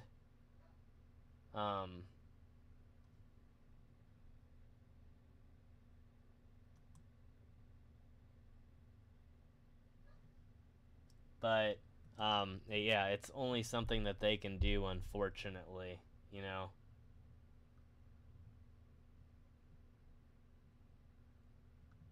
That's what I'm looking right now. What account am I on? Okay.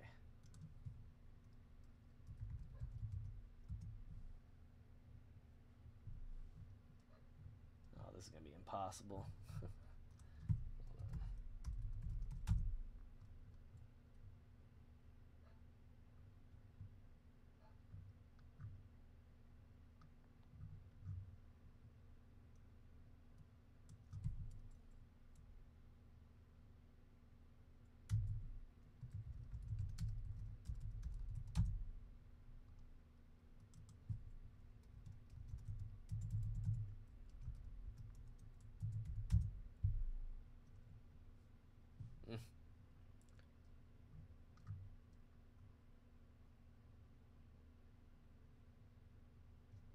Oh my, yeah, this is gonna be almost impossible right now. finding every single email from YouTube ever except the right one.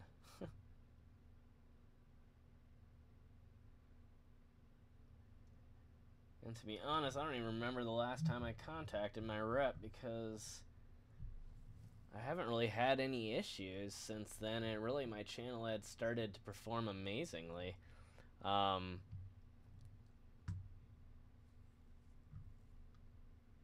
don't even know how to... Oh, I think I might have found it, maybe. Yes, okay.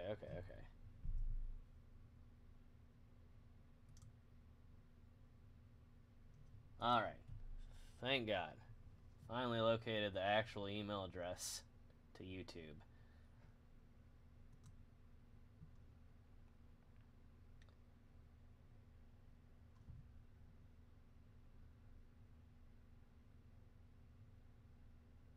Okay. So...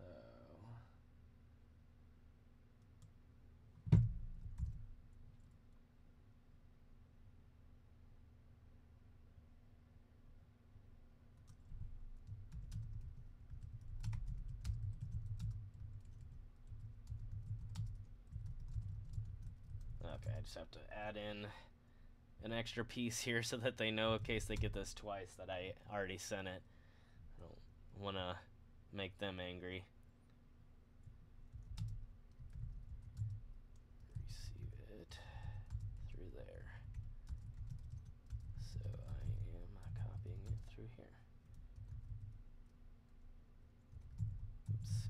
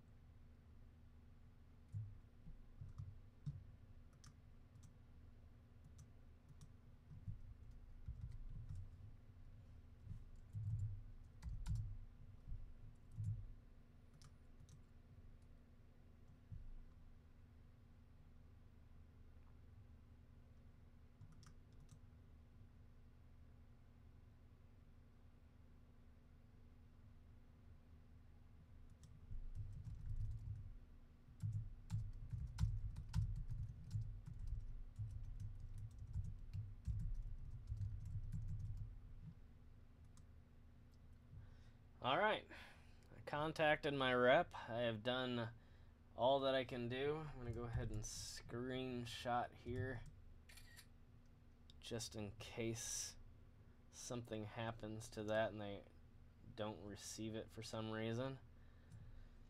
But I have done all that I can do. We'll just have to cross our fingers from here. But yeah, just significantly down. Like I said, we were getting about a million minutes of view time every month and hundreds of thousands of new views, and we're at about, not even a quarter of that. Like, and again, everybody's sort of suffered. Yeah, I don't think you can find any channel, including like giant channels like Roman Atwood, that have, almost 15 million subs. They're affected too. But I just want to make sure that this isn't a fixable issue, because I just don't feel like they just should be this low. Something just feels very strange, because like I said, in January, even the waterfall video would have been well over 1,000, several thousand views. And maybe not January, but as we started to gain thousands and thousands of subs over the 2017 year, and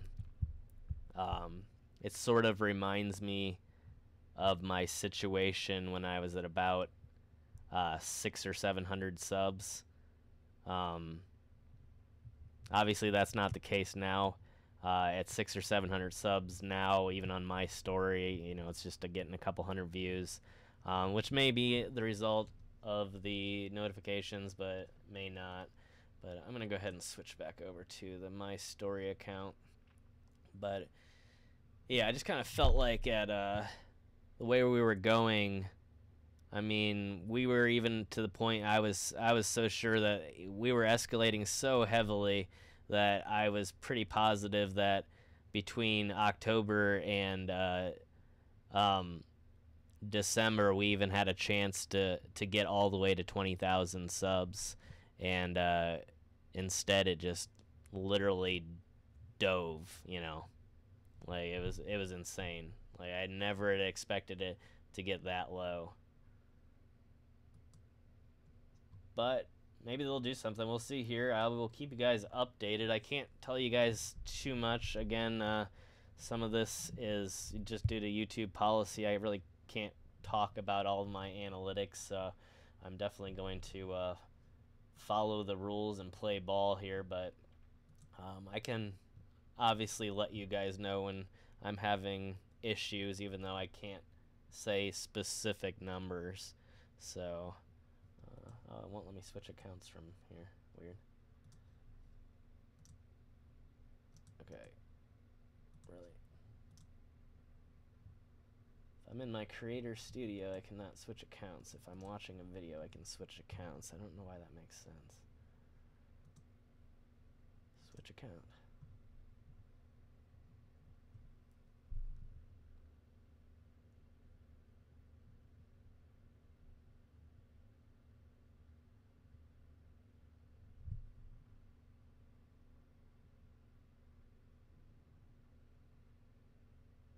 Okay. Going back to My Story. Oh, no. Okay, yeah, we did. Okay.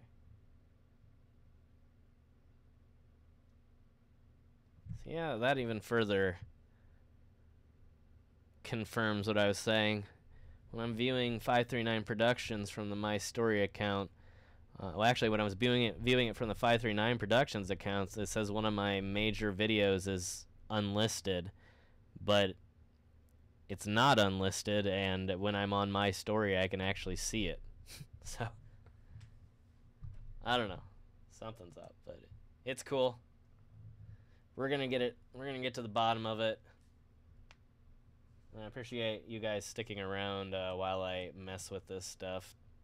I know how boring it is to watch me stare at a screen, so thank you very much. Alright, let me go back to my live stream settings here, make sure we're still doing okay, still up, and I am not just talking to a wall, even though I've been looking at the chat, so, okay.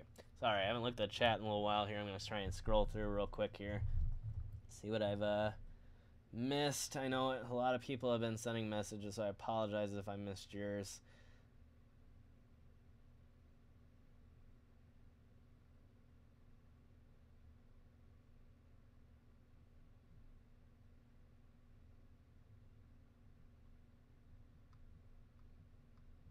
Okay, so I might have lost connection from some people. I apologize if any of you guys are still having issues.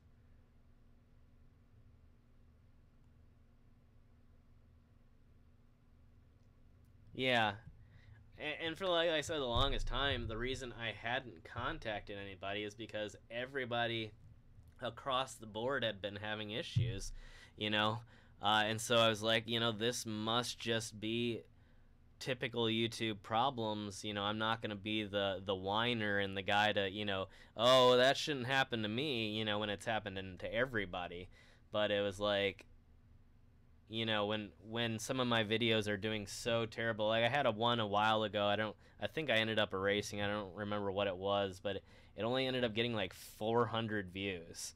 And I was like, you know, that's a lot to some people, but like on my channel, you know, that's highly abnormal. And so again, you know, I'm not bragging about views. I'm just, you know, it's just highly abnormal for my account. And um you know, like I said before to you guys, you know, I really want to concentrate on YouTube. I'm trying to make this into a career and not just a hobby. I want to bring this type of entertainment to you guys, and to create this journey. And yeah, just gets a little bit frustrating, but so the message is out, and we'll see what the result of that is.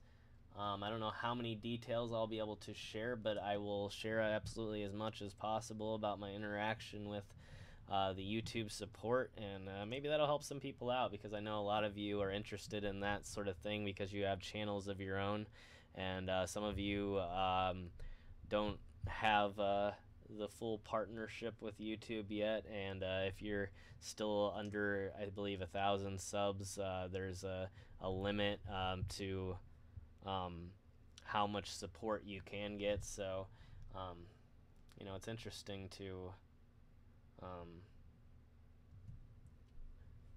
know some of the inner workings. But yeah, and some people have you know, with the whole adpocalypse thing, and having a lot of advertisers jump ship, and then with the views, you know, a lot of people have chosen alternative ways of sharing their content, you know, and you know, I was hoping that that would make things change for the better, and get things back to where they were manageable, but and it hasn't to some degree, but again, I think the algorithm, you know, it promotes different things right now, and some things are just more popular right now too. So we're kind of going through a bunch of different little things. YouTube's just changing not only in its algorithm, but also in its audience, as this new generation of people are starting to grow up and are starting to use YouTube and have their own accounts. The environment's changing, so you know, the front page of YouTube and now the trending page looks a lot different than, you know, what it looked like a year ago, you know, and even explorers and travelers in general are having so many issues right now with views. You know, there's a lot of people out there. You know, it's like exploring with Josh. I mean, how many videos does he have that, you know, can't even break 50,000 views or 100,000 views, and he's got well over a couple million subs, and it's like, how does that happen, you know? And you know, it's what ads? Are you talking about the when I said adpocalypse? Adpocalypse was at the beginning, I believe, of 2017. It wasn't specific ads. It was the advertisers that were paying YouTube to run ads got sort of angry because of the type of videos that the ads were being allowed to play on. Some of the videos were really obscene and very offensive, you know, and so they were pulling their money. Basically, they were saying, we're no longer going to advertise, which is how YouTubers make a certain percent of their income, is through the ads that run on our videos.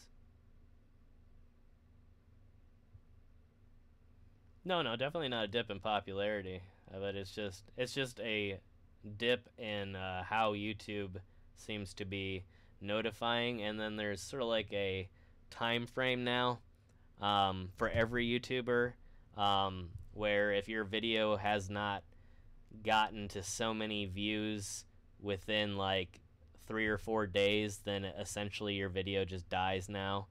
And so that's why you'll see on a lot of channels where it's like Roman Atwood, for instance, every single video, and I know I use him a lot as an example, but because he's such a large channel, it helps out a lot.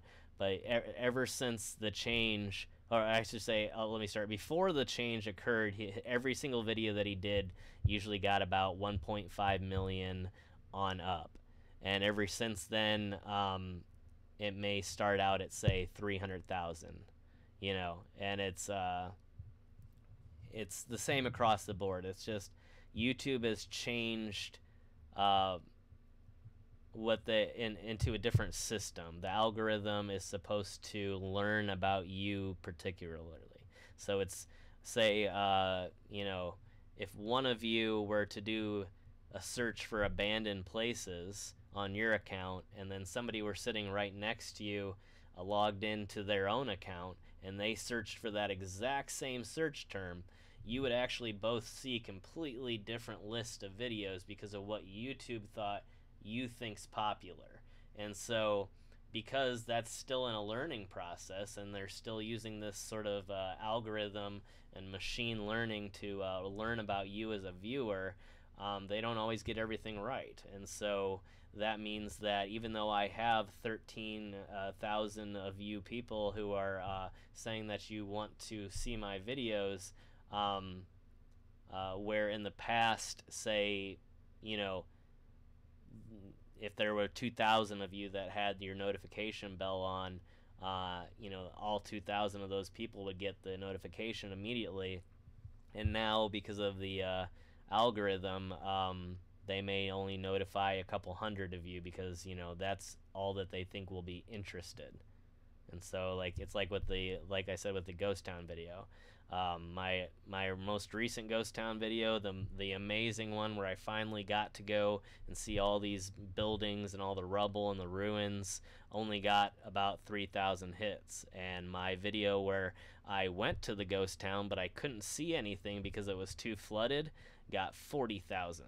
So that sort of shows you the difference, and it's because my video didn't do as well as they thought it should within that first 3 or 4 days or that first week, and so they killed it. And again, it's not just me that happens to, that's everybody. And so that's why you're seeing a lot of your favorite YouTubers have just terrible videos where they have terrible amount of views, whether they have over 1 million subs or whether they're still getting started.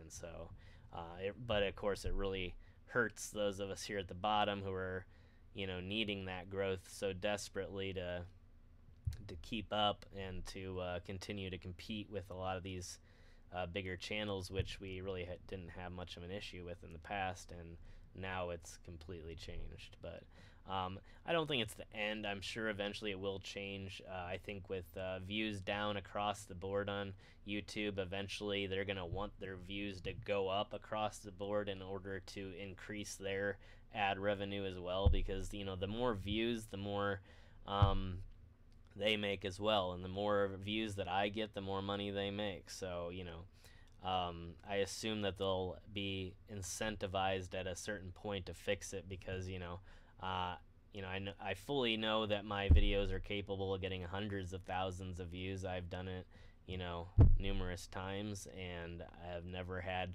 problems with getting really good amounts of views, but now it's just almost impossible. And yeah, it doesn't matter about the size of the channel. A lot of us are being affected, but again, why I contacted them was just because it's seems to be affecting my channel a lot worse than some. But yeah. Well, and they're trying to make, it's not just about the algorithm, but they're trying to keep things new. So they're specifically looking at the age of a video now. No matter whose channel it may be, they're looking at how old the video is. And that's a factor in the ratings now. So even like a lot of times my views were coming from older videos that were still popular. And now all those old videos are dead only because they're old, and they only really get new views when you guys click on like my playlist, or when a new viewer clicks on the playlist from the video they saw. Thank you. Is it Shelly? Is that? I'm not sure if I'm pronouncing your name right. I hope I am. But I appreciate that. And yeah, I mean, honestly, yeah, you're right, Jen. I mean, not that you need to. Don't think like that, but the best advertisement is always word of mouth, and word of mouth can beat any algorithm. It really can. and that's how a lot of these channels get around it, is by having the shares up. And so yeah, if you guys are ever looking for a way to help out, then that is definitely it. Anytime that you guys put a video on another site, such as Twitter or Facebook or any of your social media accounts, that is actually informing the YouTube algorithm that you like what you see, and is one of the biggest factors. And not only that, but again, like I said, it really then places that particular message in the realm of that other social media account. So it really doesn't depend on the algorithm. But yeah, it's a big deal to YouTube, though, to see that people are sharing that. To YouTube, that's one of the biggest indicators that you like what you saw, is if you're not only willing to watch it, but you want other people to see it. That's a big factor for them. So anytime you share it, is literally, it's better than thumbsing up the video. It's better than commenting on the video. I mean, not to me personally, but to the algorithm, it supersedes everything else almost, other than the pure and utter just sort of YouTube. Sorry, I'm getting distracted by my own image. I need to close this. But by the the YouTube community, what they consider to be popular, just on as a group of people, what's trending basically.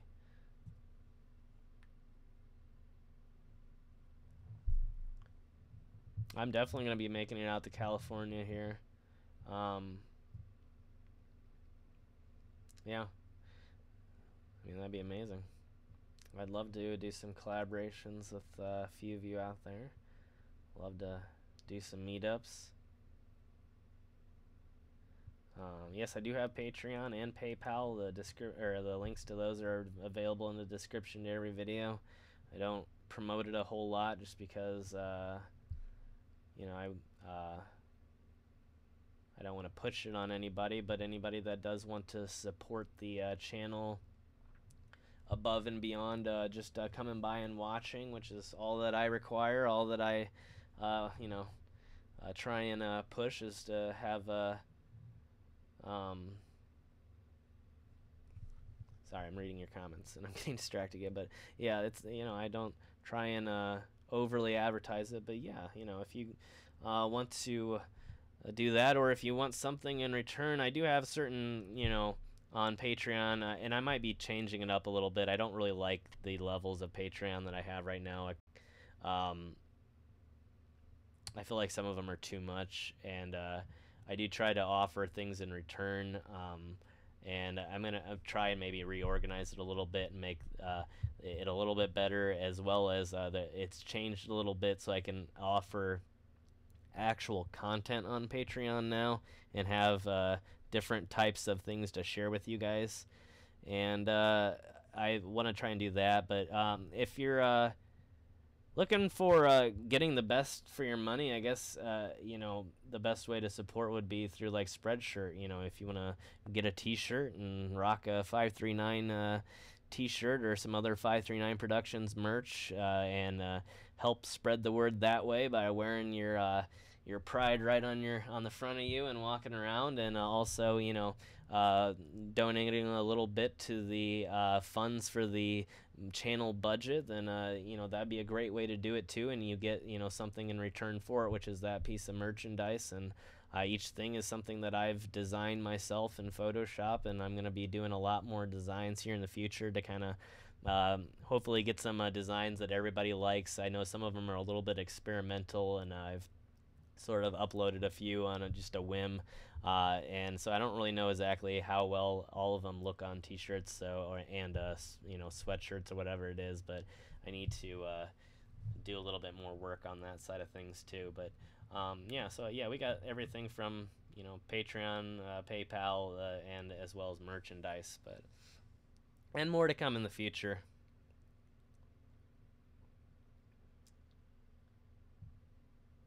But yeah, lots of travels planned. I definitely want to get out west this year, and like I said, I'll be going down to Kentucky a few more times. Um, and I appreciate. I'm just reading some of the comments. Uh, I appreciate all your support. And again, I can't emphasize enough. And it's always been this way. I think any marketing person would tell you, whether they lived in the 1950s or whether they are just now, starting into the marketing world, the first and foremost, the absolute best form of advertising is and will always be word of mouth.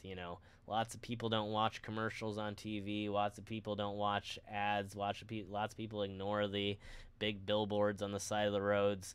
But what you don't ignore is what your friends and family tell you are interesting.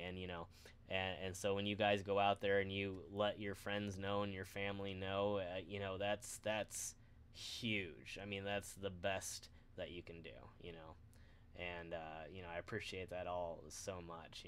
And that means the most to me, just because that's I think the biggest show of support is that you know it's not that dirty little secret. It's that thing that you want to talk about to people. And I think that really uh, I think it really encourages more people too, because when your friend comes up to you and tells you something's good, that's a lot better than that same old commercial saying, and this is going to be the best thing you've ever seen, because who doesn't claim that their product's the best. So having a third party, having one of you guys tell your friends means so much more than me ever telling anybody.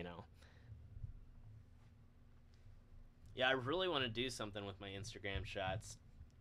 I thought about doing like a coffee table book as well, some of my favorite shots. I might have to eventually do some. I'd really appreciate that, Jen. That'd be awesome, and I appreciate your family watching too. But yeah, I want to do some actual photoshopped, like regular photography, um, and release that as well. I used to do a lot more of that in the past, but I tend to spend so much time on Photoshop. Just because I'm a perfectionist at things that I try to do, at least a perfectionist in terms of getting them exactly how I want them to be, that I sometimes spend way too much time on an individual photo. So I'm trying to get to the point where I'm organized enough and have enough of the videos uploaded and ready to go, and content for you guys where where on a daily basis I'm only really needing to sort of concentrate on the daily vlog, and then concentrate on the other stuff, and that I will have the time to actually spend on a lot of these photos and to do different ideas like that. But we're pretty much almost there. That's what I've been working on the last few weeks, to get the 539 channel to the point where it's ahead enough that I'm not worrying about it, or that I'm not getting to Thursday and wondering what's going to happen on Friday, and right now we're doing really well on that side of things. So if I can just get this and the notifications taken care of, we'll be perfect.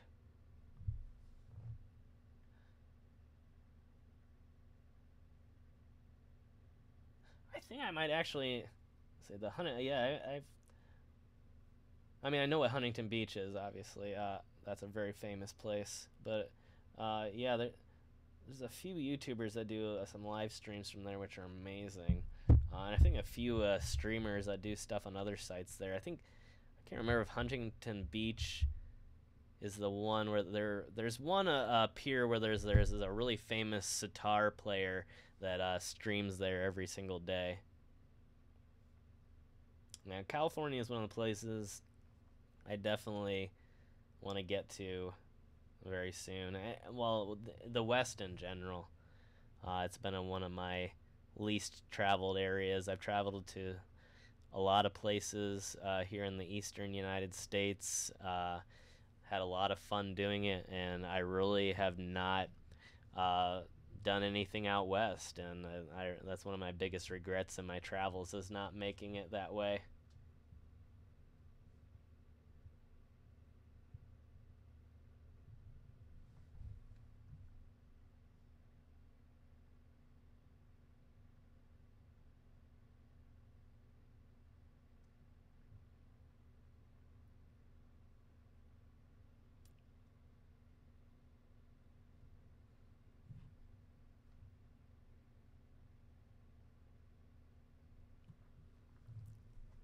I thought about actually not DVDs, but an interesting format, which was to do, and again, months and months ago, I was talking about Twitch and deciding what to do with that.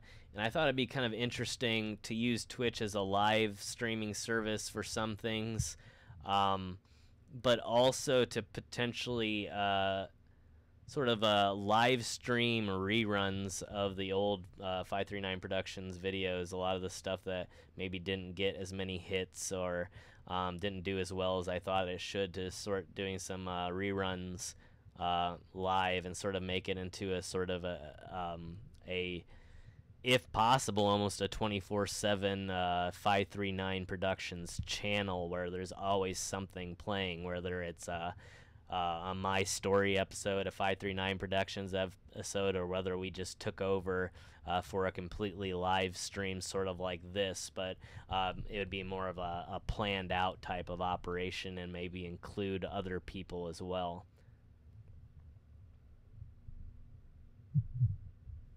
Was that out in Santa Monica? Yeah, I just saw Adam the Woo broadcasting from there. And yeah, for the Route 66 tour, which is pretty interesting. That'd be interesting to meet up with Adam the Woo when he got off of the Route 66 tour, since I'm so close to Chicago. But again, I don't think he barely but knows who I am. I'm sure that he's, I mean, we've talked back and forth through comments before, but not very much. So, I mean, I don't know how aware of he is of what I do, other than I've commented on a few of his things and he's commented back. But he's fairly big.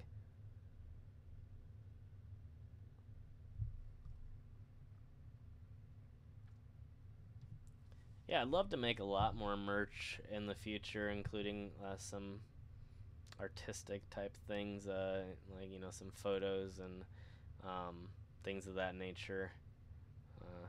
Definitely in the works. I don't know exactly how I'm gonna do it. I mean, I've done things in the past before I did YouTube, but I don't have any of my old sites or accounts open anymore.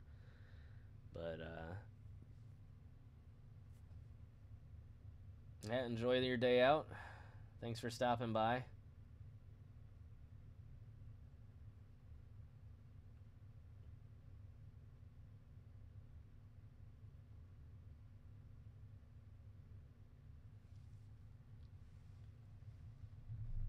Yeah, lots of plans. Lots of interesting plans for this year.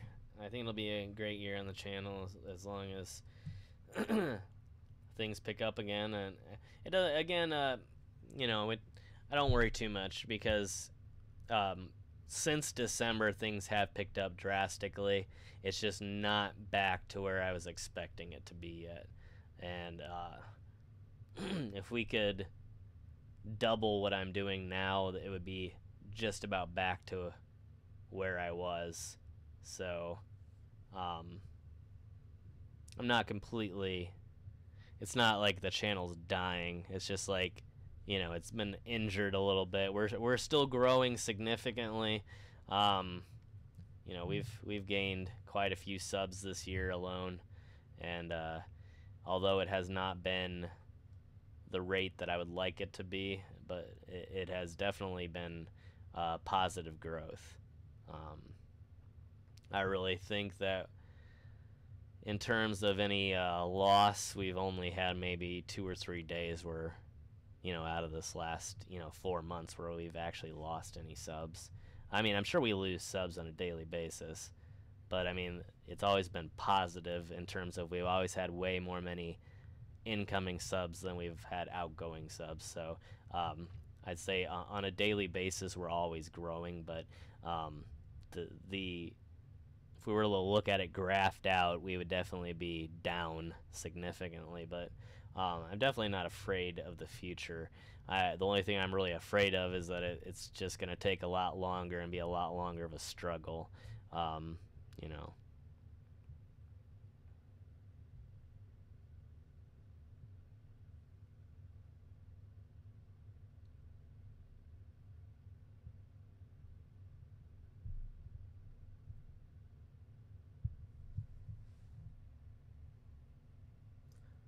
I know I'm getting confused if some of you are talking to me or talking to each other, which is fine. That's cool, but gas stations. I haven't heard of those gas stations.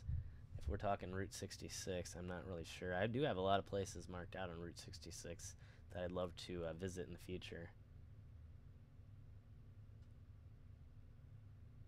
Well, that would be a absolute honor, Jennifer. If you do that, make sure to take a photo. But whoop, knocked my drink over. I apologize if anybody got their ears hurt on that one. That was loud to me. Wow, it really scared me for a second. I should throw away my cans instead of setting myself up.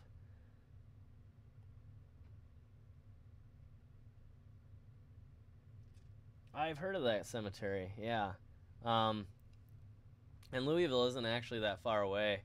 I think it's probably about 6 or 7 hour drive, something like that. Not too terrible. And lots of stuff in around Louisville, and then just south of Louisville. Kentucky has some really amazing places. Whether it's like Mammoth Cave, the biggest, well, at least one of the biggest cave systems in the world. Depends. It is if you look, depending on which record you're looking at. But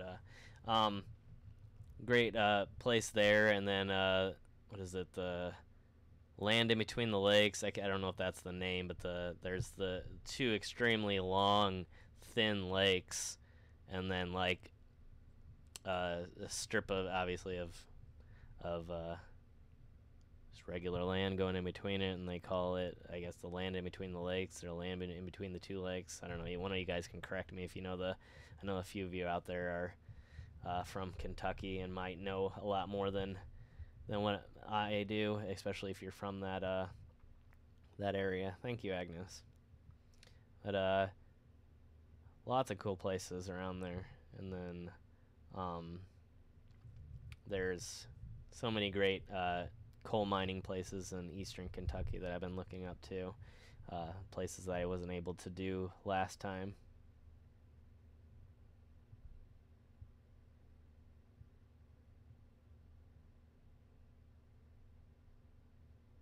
Oh yeah, absolutely. Anybody can email me anytime. I try to keep my email account for like business type things. If you want to send me like a DM on any other site like Instagram or whatever, you can send whatever you want. But if you have like information or any type of business type of things that you want to talk with me about, make sure you email me. It's 539productions@gmail.com. And I try and read everything that comes through. I get a decent amount of emails, whether it's from YouTube, or it's from people that are wanting to contact me to work with me or whatever. So I apologize again. Like I can't get back to each and every person, but I do get back to most. Yeah, absolutely. If you've got something, send it on through, and I will get back with you as soon as I can. And yeah, hi, how are you doing? Welcome to the live stream. Yeah, I think it like hides my email on the site just so that people don't try to spam. But I actually put it on my 539 Productions page, but I think you have to like click on it and like either enter a CAPTCHA, or I don't know exactly what it puts people through, but it's not just a straight up process. Thanks, Debbie. Appreciate you being here. Hope you have a great night.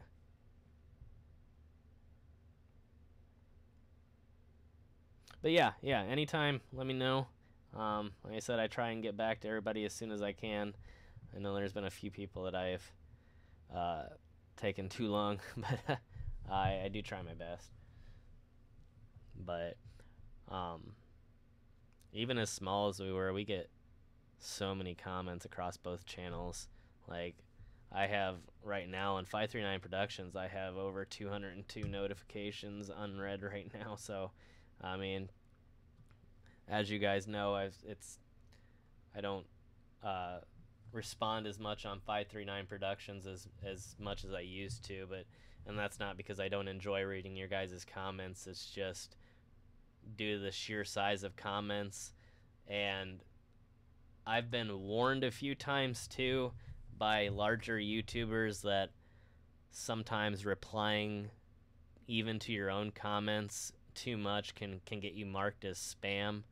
And so in an effort to not further injure my 539 Productions account, I've been trying to take it easy and not send hundreds of comments out. So I do apologize about that, but again, that's kind of why I just started doing like a lot of these live streams, so I just had another outlet to kind of come and just hang out with everybody and actually be able to have a conversation instead of like, just you guys hitting this silent brick wall where, you can send me anything that you want, but I'll never respond. And I always felt bad not being able to get back with people, or, acting like some crazy, celebrity that, thinks they're, too good for anybody, and that's just not me. But, I didn't also want to get marked as spam and end up having a situation where,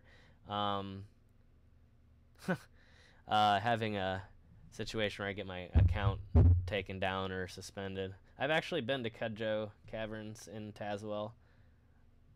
Is that... I didn't think that was in...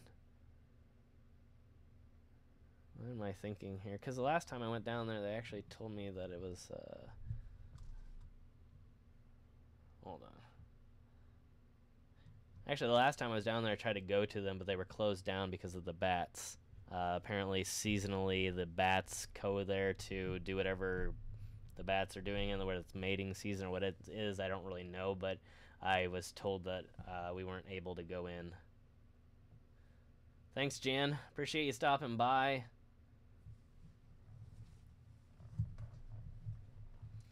But yeah, so, but yeah, I've been to Tazewell a few times. I thought it wasn't...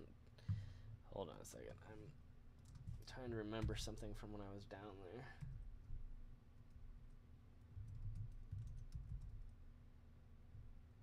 Yeah, that's what I was saying. Yeah, I think Tazewell is actually Tennessee.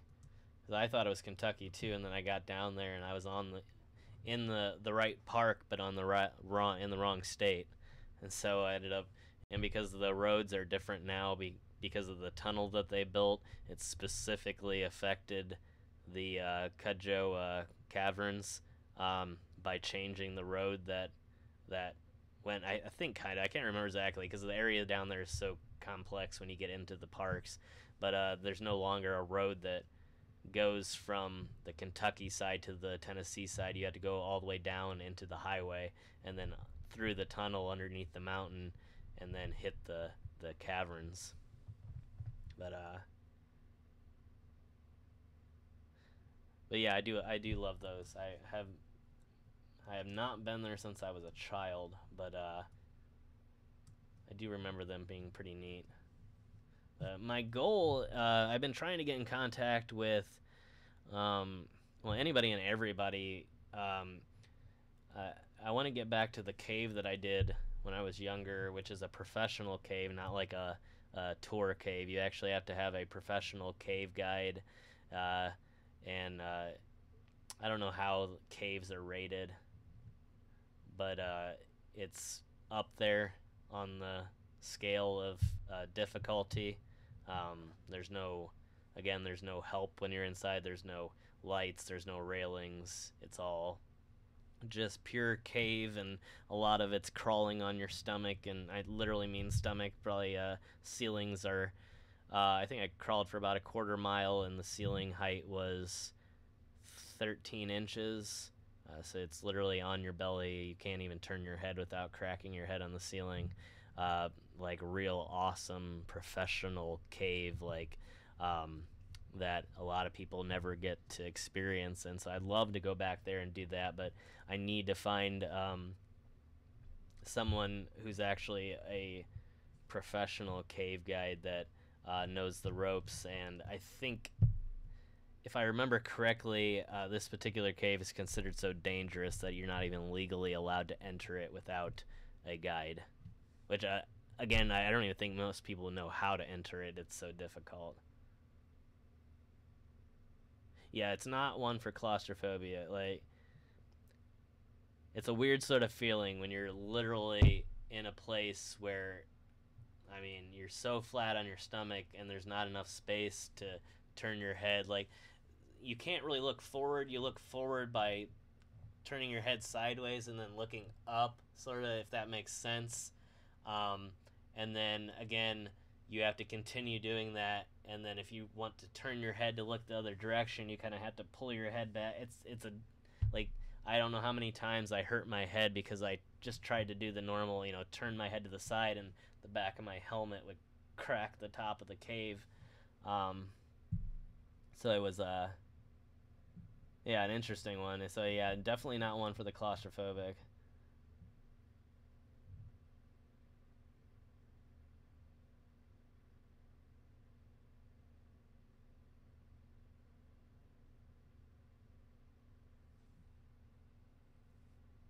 The tower that I was in, is that what the one that I climbed up? Yeah, that was a. Oh, it definitely survived the winter. Although that place does get hit hard. I've been up there in the winter, and they usually have the roads go out. A lot of the residents up there can get trapped, including some of my friends that used to live up there.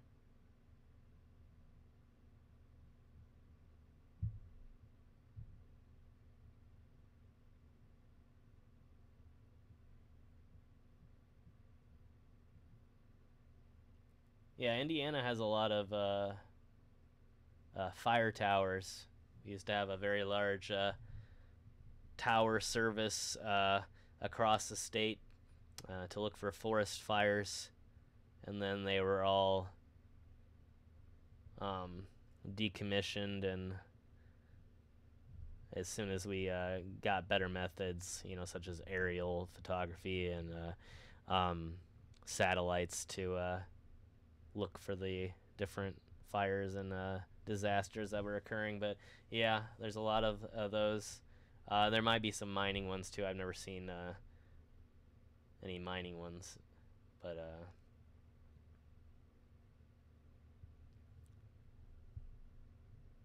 yeah, there's a lot of cool towers in southern Indiana. In fact, my uncle actually rebuilt one of the towers. It's on private property in southern Indiana. I don't know, it probably wasn't the one that you were at, but it was a geological or a geodesic tower that my grandfather had built, and then it was in a different state, but they disassembled. My uncle disassembled it and reassembled it in southern Indiana a few years ago.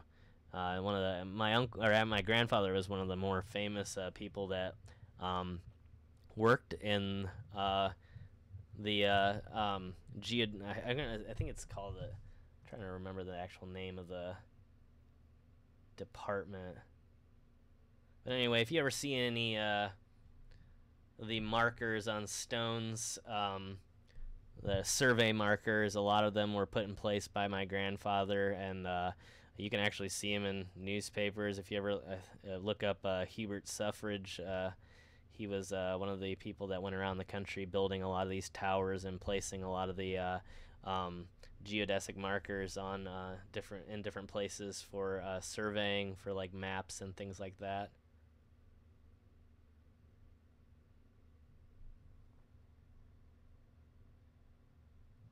Yeah, cave is not a good place for a panic attack, especially if you're claustrophobic. We actually had somebody on our one of the people um, really freaked out, especially because unfortunately we got about a couple miles into the cave right after we had gone through the passage where you have to crawl on your belly, and then all of our cave guides suddenly realized that they had lost their way and didn't know where they were going. And so for about 15 minutes we were all hanging out in this passageway waiting for our cave guide to find the rest of the way through the cave, and so it was kind of a freaky experience.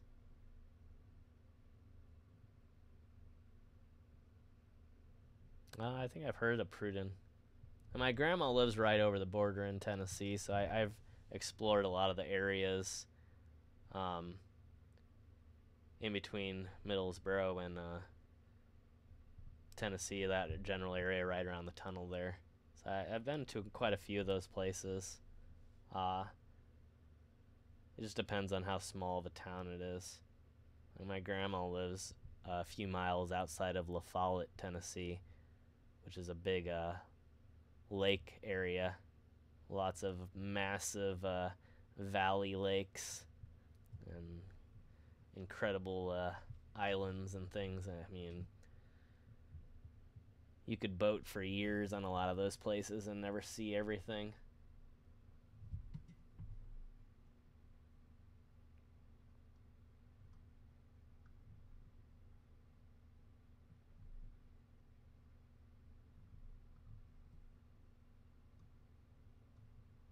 Yeah, very scary, very scary. Uh, yeah, you never want the guy leading you to get lost. That's very, especially when there's multiple people and they're all lost. You know, I think that was kind of the point of having several guides with us. Was that somebody would always know the way, but then when you literally have one guide go down one tunnel and one guide go down the other tunnel, and both of them are saying, hey, you guys just wait here, we'll be back. That's like the scariest experience you can have in a cave. And that's exactly what happened. And it didn't, like I said, it was not short. I mean, it was what seemed like hours, but I'm sure it was probably like a half an hour or 15 minutes, something like that. But I mean, it was probably about 5 different passages, though. And they would go in one and then come back, and then in one and back, and then by the time they finally got back to us, all of us were completely freaked out, and then finally it was like, okay, this way, so. Yeah, I'd say yeah, if you can survive an MRI, you're probably cool in a cave. Uh,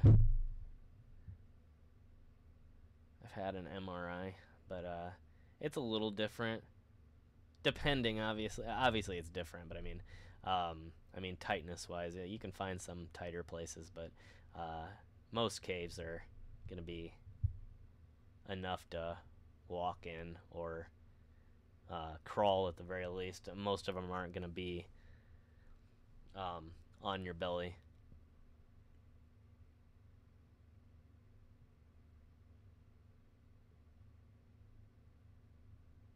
Yeah, it might have been the same one. Yeah, it was about right distance. If it was the same cave, it would have had one of the major features of it was the vortex, which was like would have been probably at some point a part where the water would have made sort of a funnel. But the water's all gone now, but you see this really round um, conical shaped pit that goes down to the center of the cave and then into a hole. We didn't go into the hole. I don't know what was down in the hole, but that was the furthest room that we had gone to. But that does sound very similar. But yeah, it is the entrance, but the one I was at, it wasn't the main entrance. There was a very large main entrance, and then he went back about a quarter mile, and then there was another hole in the ground, and that was the belly crawl, and that went on for about another, I don't know, but and then you could finally get up to about a minor crouch for about another mile or so, and then it opened up again to regular cave-like proportions like you'd expect in a sort of more publicly open, more touristy type of cave. But yeah, it might have been the same place. I don't know. But not really anything like it around where I live, unfortunately.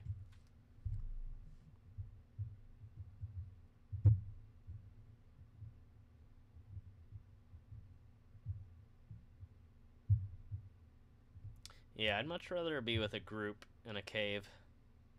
I think with caving, it's one of those things where you always want to bring somebody with you. at least two, you know.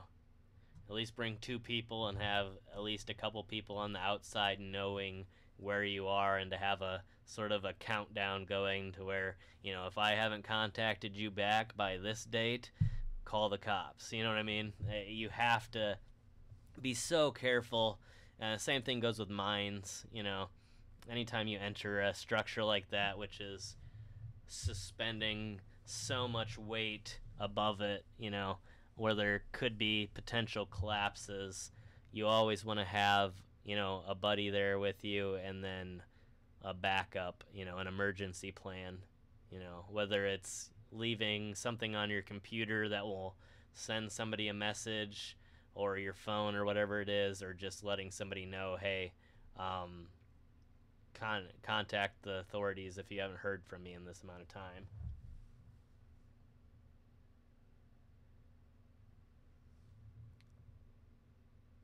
Picture messages, if it's just a regular email with a photo inside of it, then yeah, it would be just limited by the normal Gmail account limits, as far as what they would allow for attachments. I don't know what their maximum attachment size is, but I'm pretty sure it's really large, so I don't think it would be an issue to send photos.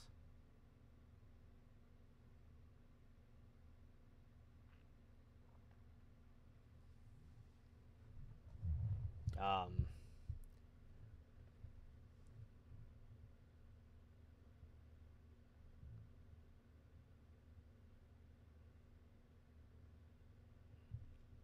yeah, like I said, I'd love to do it. I'm actively trying to find somebody. In fact, I just looked up. I was trying to find if there's a few DNR officers who are also into caving, and their cave guides. I was trying to look up some of the DNR officers to possibly go out with. So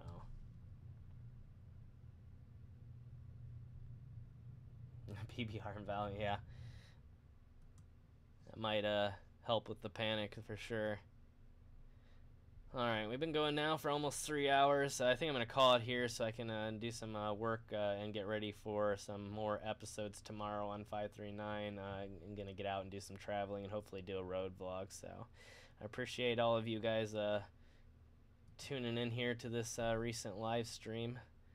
And I will either be back on here tomorrow with another live stream from the road, or with a actual road vlog. So it should be a real fun day tomorrow. And again, if you haven't checked out the brand new episode on 539 Productions, make sure you check that out. It is live right now, and a really good episode, and part of a 2 or 3 part series that I'm going to be doing. So thank you guys. I hope you all have a wonderful night, and yep, I will see you next time.